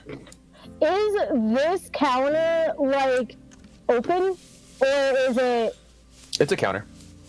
Like, what I mean by open is like, is it tall, like, is It's it not a a wall. top counter? Okay, it's not a wall, okay. That answers my question. Then she's going to stand here and kind of lean on the counter, and if there's room to lean on the counter. I don't know how you bachelors live anymore. I mean, he's not messy. He just doesn't have much. Oh, okay. Then she's going to lean on the counter. Yeah. But he'll like pull out a soda from the fridge, slide it over the counter to you. She takes it, thanks him, of course, and Archaea, yeah, do you trust me? I trust you more than anything. You say that, but I don't believe you. Why? I've been thinking a lot about a couple months ago at this point. We all nearly died. And I know that your father was there. And I know you wanted to protect him. But you asked me to save him, and you asked me to make sure that he got out of there alive. And I gave you my word that I would. Had you trusted me, you would have obeyed me and left him as fast as you could have. If you would have trusted that I could have done what I could have done to save him, then you would have gone out that door and you would have been safe. Safer, at least. I understand that was hard, and I understand what he means to you. But if you ask me to make a promise, and I tell you that I'm going to do it, if it's saving somebody's life, if it's just being here, if it is anything, and I tell you that I'm going to do it, I need you to trust that I will do it. No second thoughts. She kind of looks down at the counter, not making eye contact with Emil at all. And she looks very, I don't know if distraught is the right word, but she looks very upset, not with Emil, but with herself. And she's like, I know, and I'm sorry. I just... Instincts. I don't know. I don't know how to explain it. Okay. I understand. And you're still young, and you're going to learn that instincts will only get you so far. You need to think in battle, and you need to understand that sometimes keeping yourself alive is the most important thing. Because people like me, our job is to make sure everybody stays alive. Your job is to make sure you stay alive. Yeah, I understand. I'm sorry that I didn't trust you. I want to trust you. But I can't trust you if you don't trust me. I want to trust you more than anything. You've saved me on normal accounts. Every time I was in danger, you put yourself in danger to pull me out of it. And I want to trust you. I want to trust. I don't know how to trust. Well, let's start with one rule for trust. Let's call this faith. This is something that you're coming to know. You spend a lot of time in the church. Yeah. When somebody says that they're going to do something and you ask them to do it, and someone says they're going to, that is the end of that conversation. They will do it. You don't need to ask them again. You don't need to question whether or not they're going to keep up their end of the bargain. You don't need to, in the time of, when it's going to happen, you don't need to question whether or not they are going to do it. You know they're going to do it because they told you. Yeah. Okay, I'll keep that in mind. And she kind of looks over at him and she's like, and she kind of stops for a second. She's like, Emil, there's something important that I want to tell you. And I'm doing this as a form of starting to trust. Aiden said something to me that I had longed to hear for years. And I don't know if I could have... I didn't say it back. Let's just put it that way. And I feel bad about it. And I don't know if I should feel bad about it. But before we said goodbye, he said he loved me. And I couldn't say it back. Does that make me a bad person? No. That just makes you human. She kind of giggles a little bit, and she's like, I hope he understood. Well, he spent his whole life fighting for a daughter that he thought was dead. And you spent your whole life looking for the parents that you thought were taken from you. You both know. Whether or not it's said. You both know. I guess so. Is that what you wanted to talk to me about? A little bit. Just wanted to make sure that I can trust you, and you're growing up. The more that you grow up, the more you'll be able to handle certain emotions. I'm certain now that you are a much different girl than the one that I met in Raccoon City. So now I'm going to apologize. For? I lied to you. Me and Chauncey. I didn't know Chauncey that well at the time. She kind of looks over at him and kind of quizzical look. I didn't know Chauncey that well at the time, but I'm certain he's also going to apologize. But understand that you were, still am, very prone to emotional outbursts, and we could not have that when we were in the middle of a life and death situation. But we found something pertaining to you and your parents. Okay. We didn't show it to you. I still have it. And I think it's time that you see it. She goes around the counter and she hugs him and she just says, don't apologize. I understand why you did it. And it's important to me, and it means a lot to me that you are willing to show it to me now. And then she lets go of him and goes back to her original position. All right, he'll head into his room and go through several different locks on several different boxes pertaining to very important information on the people of the party in the party. Beautiful. And we'll pull out a journal and bring it back out. Okay. Just light up your what room. does this journal look like from the outside? Ruffle. Well, just looks like a regular kind of leather-bound journal. Okay, it's leather bound. Okay. Yeah. She goes, who does that belong to? Read it. She takes it. It doesn't say anything on the front of it. Not necessarily directly on the front, but when you open it up, it becomes pretty clear who it belongs to. Does it blatantly say his name? Yeah, I think it says his name within the first page. Yeah. Yeah, it's his name is signed. That's true. Yeah, his name is signed. Emil is going to notice that her face is getting red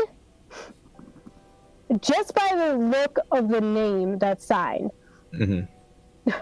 And she's going to be reading. Hold on, I'm going to read this. Emil knows that Wesker is Yuko's father? Father, yes. Yeah, because I think you know that. Yeah. RK has said something about that. So he's just gonna say, "That's your grandfather's journal." And her face gets redder.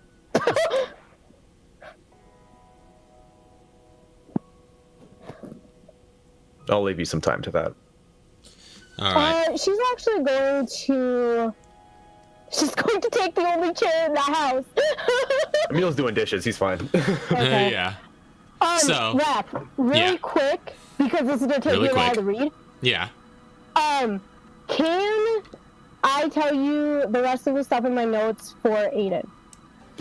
Yeah. Well, I mean, I do still have that. I think you did give me a copy of them. So yeah. So if you want to just go through those real quick, we could just lightning round it. Also, Emil wants to call Aiden if possible. Okay, so her first question is, she asks him about Wesker, who he was, and why he wanted to kill them. Oh, There's a journal for that. There is a journal for that. In that case, I'll leave it to the journal.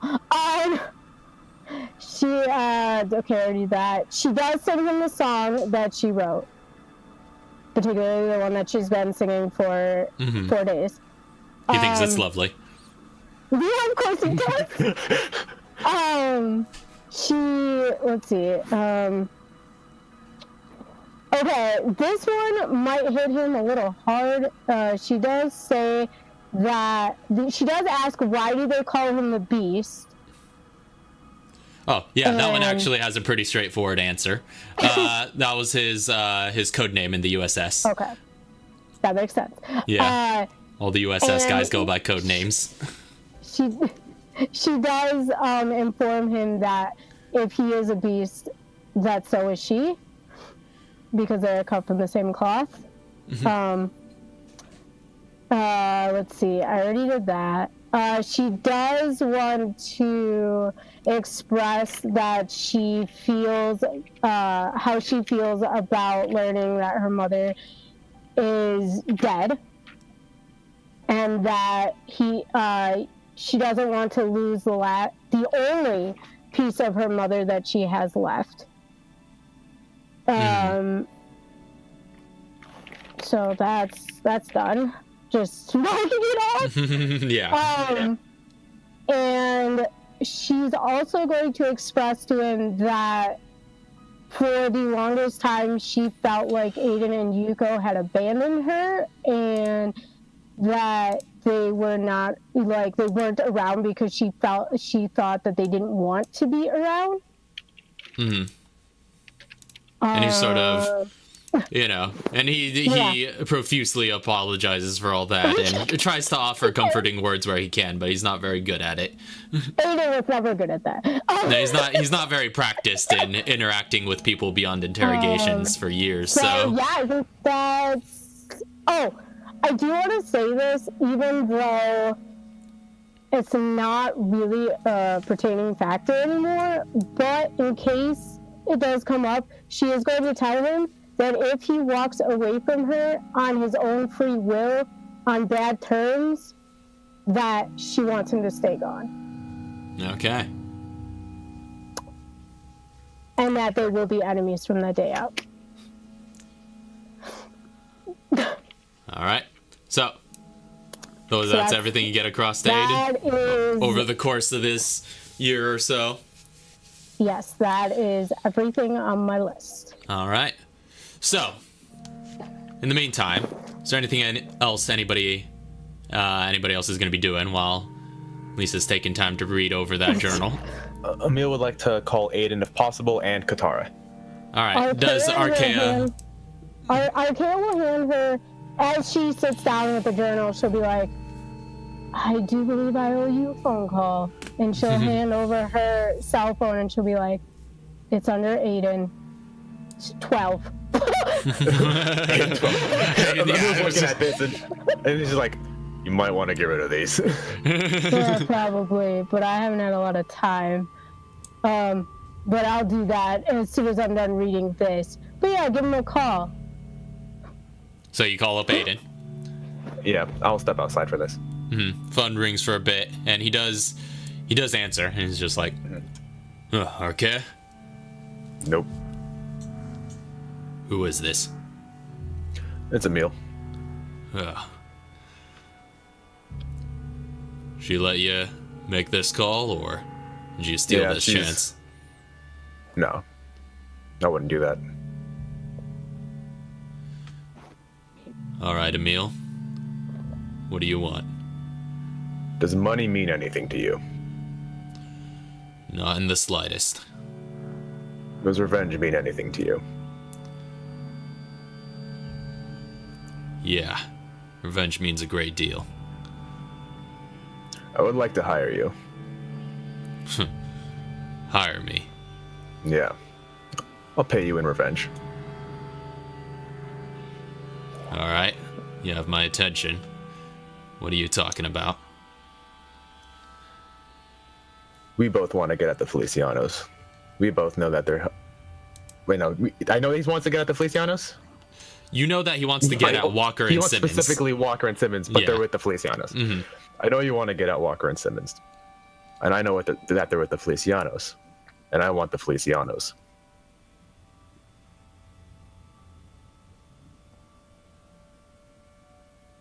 So, what are you suggesting? I'm trying to tell you what I couldn't tell you 4 months ago. But the Felicianos are trafficking weapons, bioweapons, and I can't have that. And they're using your boys to do it. Yeah. I'm aware. I also have resources that you don't. Pure manpower, something that is unavailable to you. I can offer that. You just need to tell me where to hit. Huh. I like your style. Alright, I'll bite. If, sorry. If... You're not lying. Just Chauncey, just pure manpower. Pure Chauncey power. I mean manpower. Those words are interchangeable. So,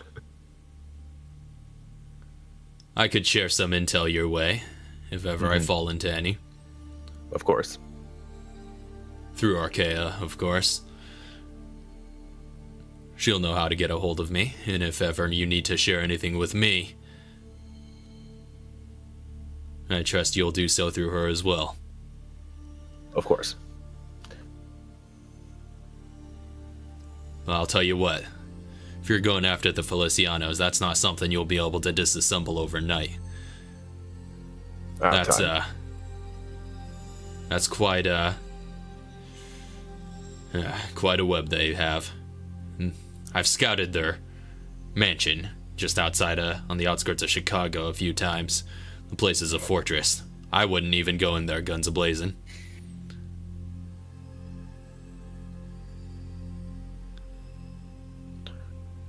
All right, which means that it's impossible or that there's another way. That means that the only way to handle an army that's bigger than yours is guerrilla hit and run tactics. But if I find out where they're keeping Walker and Simmons, that would be the place I hit next. But I'm starting to fear that they're keeping them at that mansion, as it's the most secure place in their portfolio.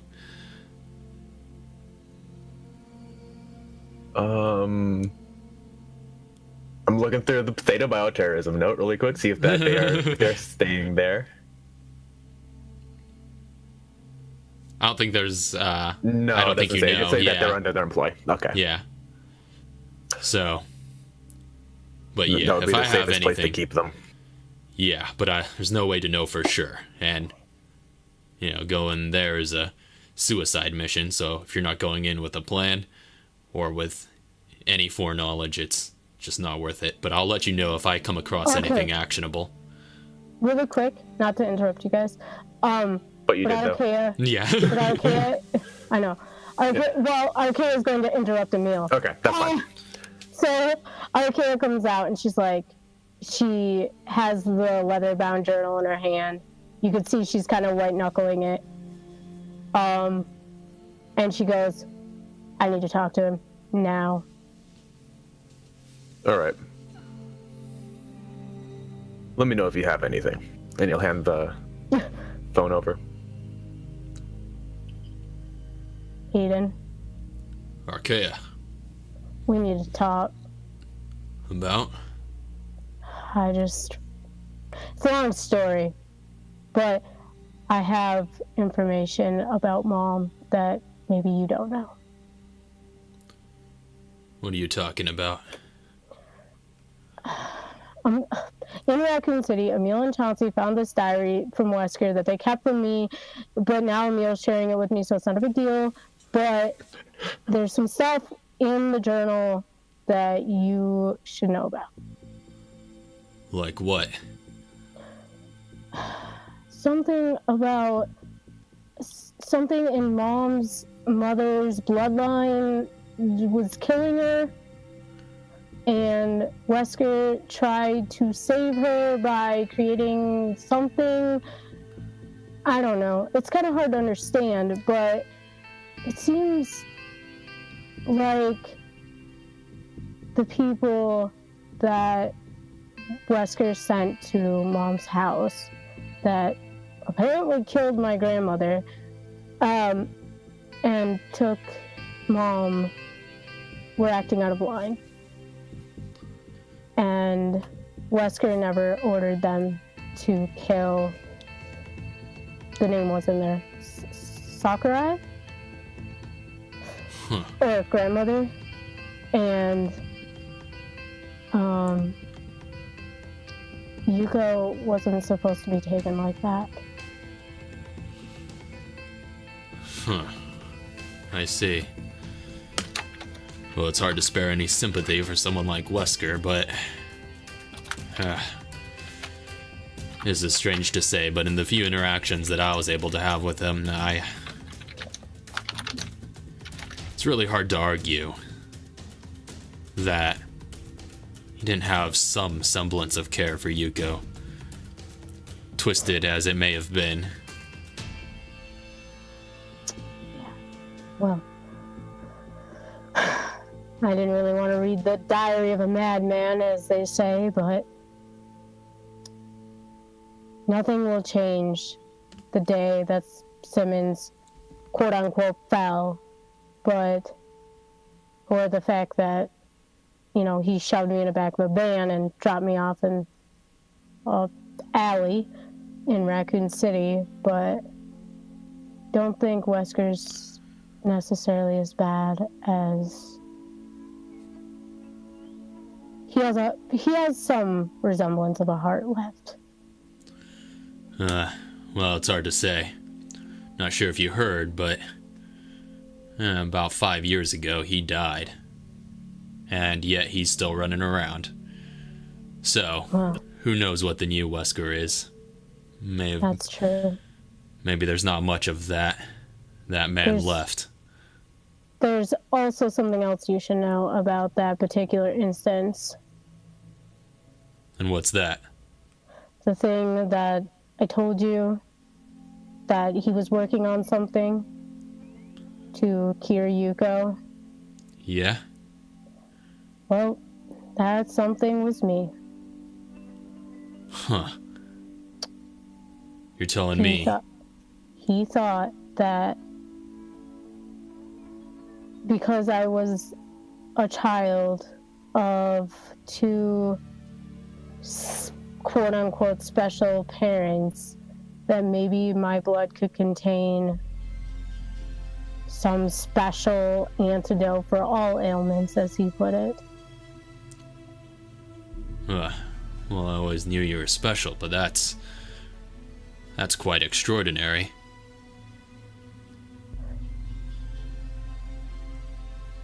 And she starts breaking down, and she says, Aiden, I really wish Mom was here. I wish that every day. Do you think she would have liked me? I know she would have loved you. Yeah. I hold on to it every day, believing. And she kind of thinks for a second, and she's like, you still have it, don't you? What? Tell me you haven't lost it. It? It. I slipped it into your pocket at the warehouse. It. The locket. Oh, yeah. I still have that. Good. It's what kept me going for years. Until I found some buddies that could keep me going. Well, can't say I'm not glad that you gave it to me, and I'm glad that you feel you don't need it anymore, because I feel like I've deprived you of something, but if you're good without it, it is nice for me to be able to see her face again. I was almost forgetting what she looked like. She was very pretty. Nah, she was. Anyway, I need to be running again, Archaea. I wish I could talk to you longer. I know. You take care. You too. And the line goes dead. So, to wrap up this year and 4 months. Really quick, need to call Katara. Okay, you get on the line with Katara. This is near the end of the 1 year. Okay, so this is way later down the line. Way later down the line. Is Katara here? Maybe. Katara? He unmuted himself? Maybe he's chewing. Wait, hold on. Sorry, my mic was on. I didn't even know it was. Oh no. Snap. Yeah. Anyway, she's like, hello? Hey, Katara. Yes. You still working at that university? Yep. Don't plan on giving up the job. Yeah. With all those new allegations with all the new regulations and all the new government involvement in viral research, I bet it's hard to find somewhere to work on your projects now, isn't it? Not really. Well, that's good. I have something. Well, you'll have to show me sometime. Sure. Just swing on by the house. All right. I'll do that. I'll do that sometime soon. But I'm just letting you know, I'm starting something. I'm trying to get you know what? I'll tell you in person. He's gonna go over to her house. All right. So, at some point soon, this is, you guys have plenty of time to get around to that. But at some point soon, you go give Katara a visit down in Iowa, and you pay her a visit. Yep. I'm expecting you to pull up Katara's house now. Yeah, so he'll head over to her place. Knock. And she answers, hi. Hello. It's a nice place you got here. Yeah, I like it. Come in. Right. All right. So, I'm trying to start something. Mm-hmm. I've already asked the higher ups if I could do this, and we're working on getting the paperwork complete for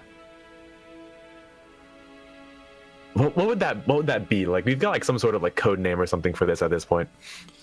Like a viral, like an anti like viral research program.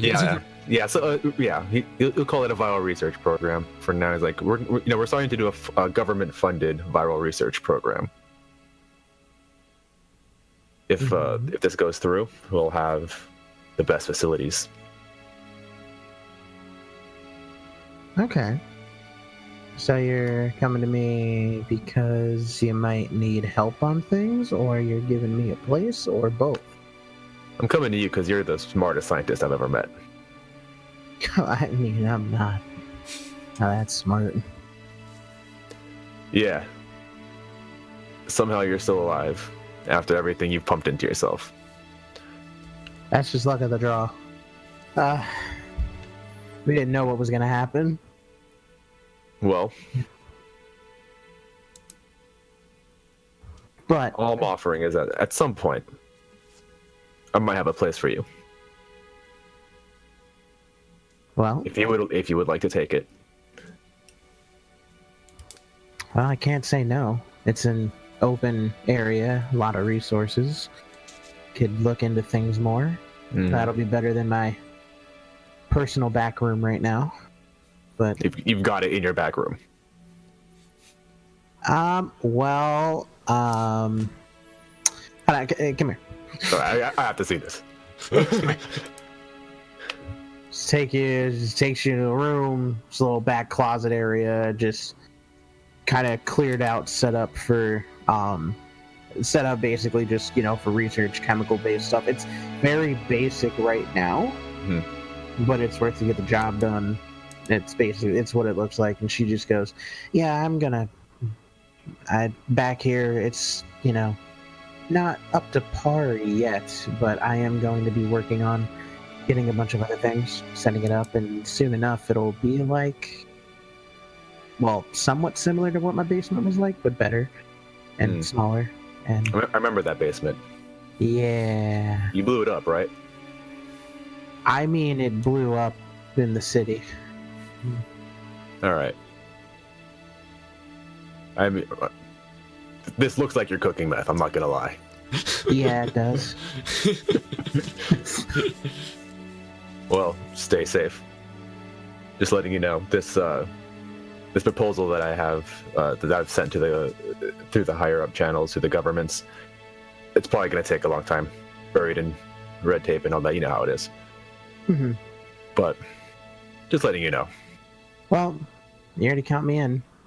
All right. She extends her hand for a handshake. He'll give you a handshake. Yeah. Well, it was good meeting you. I'm actually on my way to Chicago right now, so. Oh, all right. Just shopping through.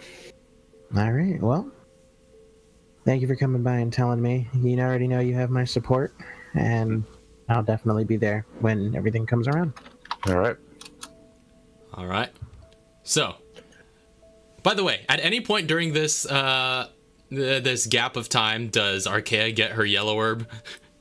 Oh, right. That would have happened day one. Okay, just making sure. After we found the yellow herbs in the after we found the herbs in the container or the pantries or whatever, right? You or found green herbs. Yeah, you found 3 green herbs in that pantry, so you had plenty of time to have mixed one or more of them. That probably would have happened at Chauncey's house on the way to the BC the first time, but yeah, I'll just give her a quick green yellow mix. Yeah, which I believe Lisa has already rolled for that. Because she didn't know she was going to be around for it, so we had it rolled in advance. Okay, that's fine. I can't remember where it was though. I would have a screenshot of it somewhere, but yeah, I'll look for that, and you'll just add that to your hit points. And I was able to make a tea with it this time as well. Okay, yeah, it's 7 hit points. She gains 7 hit points. So now she broke 30. Should that be more? Yeah. 7. What's your constitution modifier? My constitution. Hold on a second. I don't know. I don't even have my sheet up. Hold on. It is. Isn't it 1? 3? 3? Damn. 2. Oh, 2. So you gain 8 hit points in total then. Okay. All right. Hold on then. Let me figure that out really quick. All right. So in the meantime, Emil, doing anything else?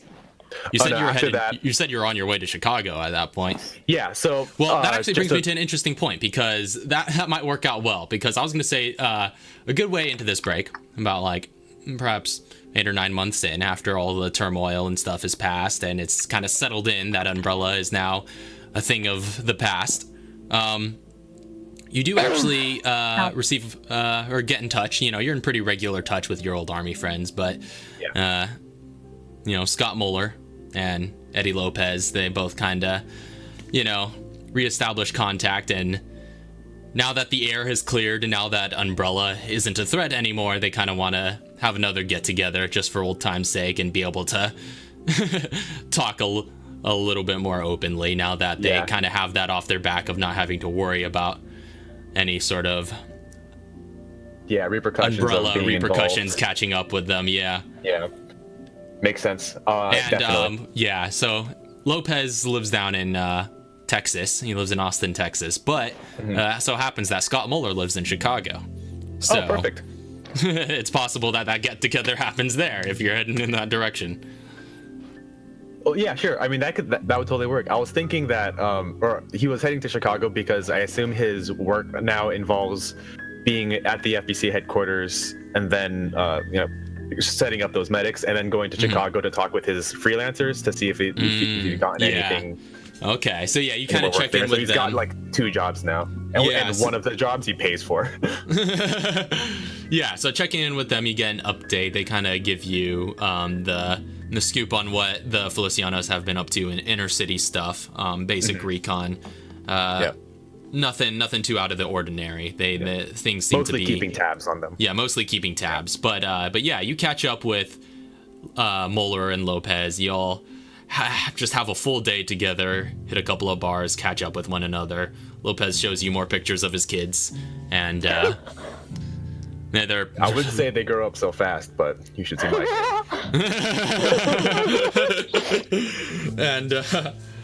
and but yeah, so you guys kind of catch up, exchange stories, and they've of course, Lopez kind of motions to you, just like, hey, heard you're working for the man again, eh?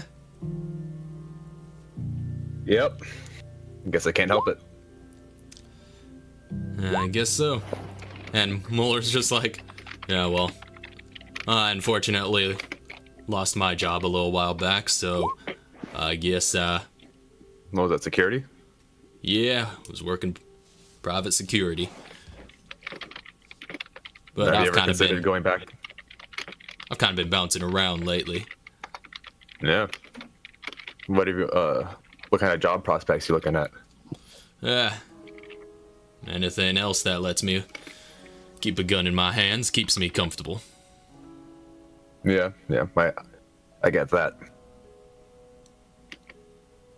You want a job? What, with the FBC? Yeah. Well, I suppose I could try applying if you could put in a good word for me. I sure will. Turns out they like me there, so they might listen to me. Well, that's good to hear. I would certainly appreciate it if you put in a good word. Yeah. Anything for a friend. Thank you, Emil. So, how's it feel to be the one who helped put down our old rivals? Well, I'd say it feels good. But then that'd be a lie. Umbrella was just the first of many. I'm They sure started it it, is. but they put the option on the table. Lopez points out, he's just like, yeah, well, yeah, it seems you've become a bit of the hero of our old crew. Yeah? Is that so? Well, I mean, I guess Scott here's still working security, but, I mean, I've seen your name in papers. This is, this is pretty big time.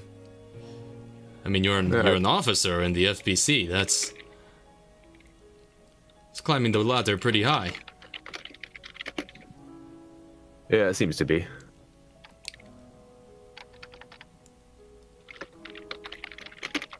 Well, I know you like What are being you the getting at? hero. Well, I'm just saying. Seems like you spent such a long time being all down on yourself after what happened between us all. Yeah. I just feel like you're finally getting your due. I mean, I don't think any of us would have gotten out of there alive if it wasn't for you. I did what I could. I did what anyone in my position would have. When we all tried, we were just the ones who got out, and we were the ones who got lucky. Well, Carmine would have been proud to see where you're at today. Yeah, he would have. Kind of raise a glass and then just like, to Carmine and to the future. To the future. And you clank glasses and prepare for what's next. And that's probably going to be where we end tonight's session, as we see where things go for you following this long period of I guess I could call it inactivity, but it seems like you guys kept it pretty active for those year and 4 months. So you all have been busy, but no action in that time, except for Chauncey. Chauncey's probably done like a dozen jobs like that New York one in the meantime. Just taking up whatever chance he get for the FBC, I'd imagine. Taking out a bunch of bankers. I do what I do. So, whew, that was an interesting session. That went a lot of ways that I wasn't expecting.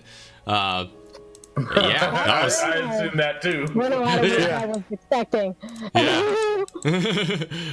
But thank you all very much for coming out. Anybody who may have been in the chat and watching the VODs and all that. Well, I guess we'll be back on Monday. The VOD's going to be going up, and with Minecraft Monday as per usual, which has been a ton of fun as of late, even if I did just lose everything in the last session. But So sad. Yeah, it got blown up. yeah, I got blown up. I got blown up real good. Yeah, man. So I just need to murk myself for a bit and just build back up. Yep. But anyway, I didn't get around to Resident Evil 7 this week, but hopefully I'll get around to that this upcoming week, because this past week was crazy. I just didn't have any time for it. It's been crazy. But yeah, again, thank you all very much for watching. We'll see you guys next time. Peace. Squared. Have a good night. God bless. Good night, sweet dreams, all of the good things.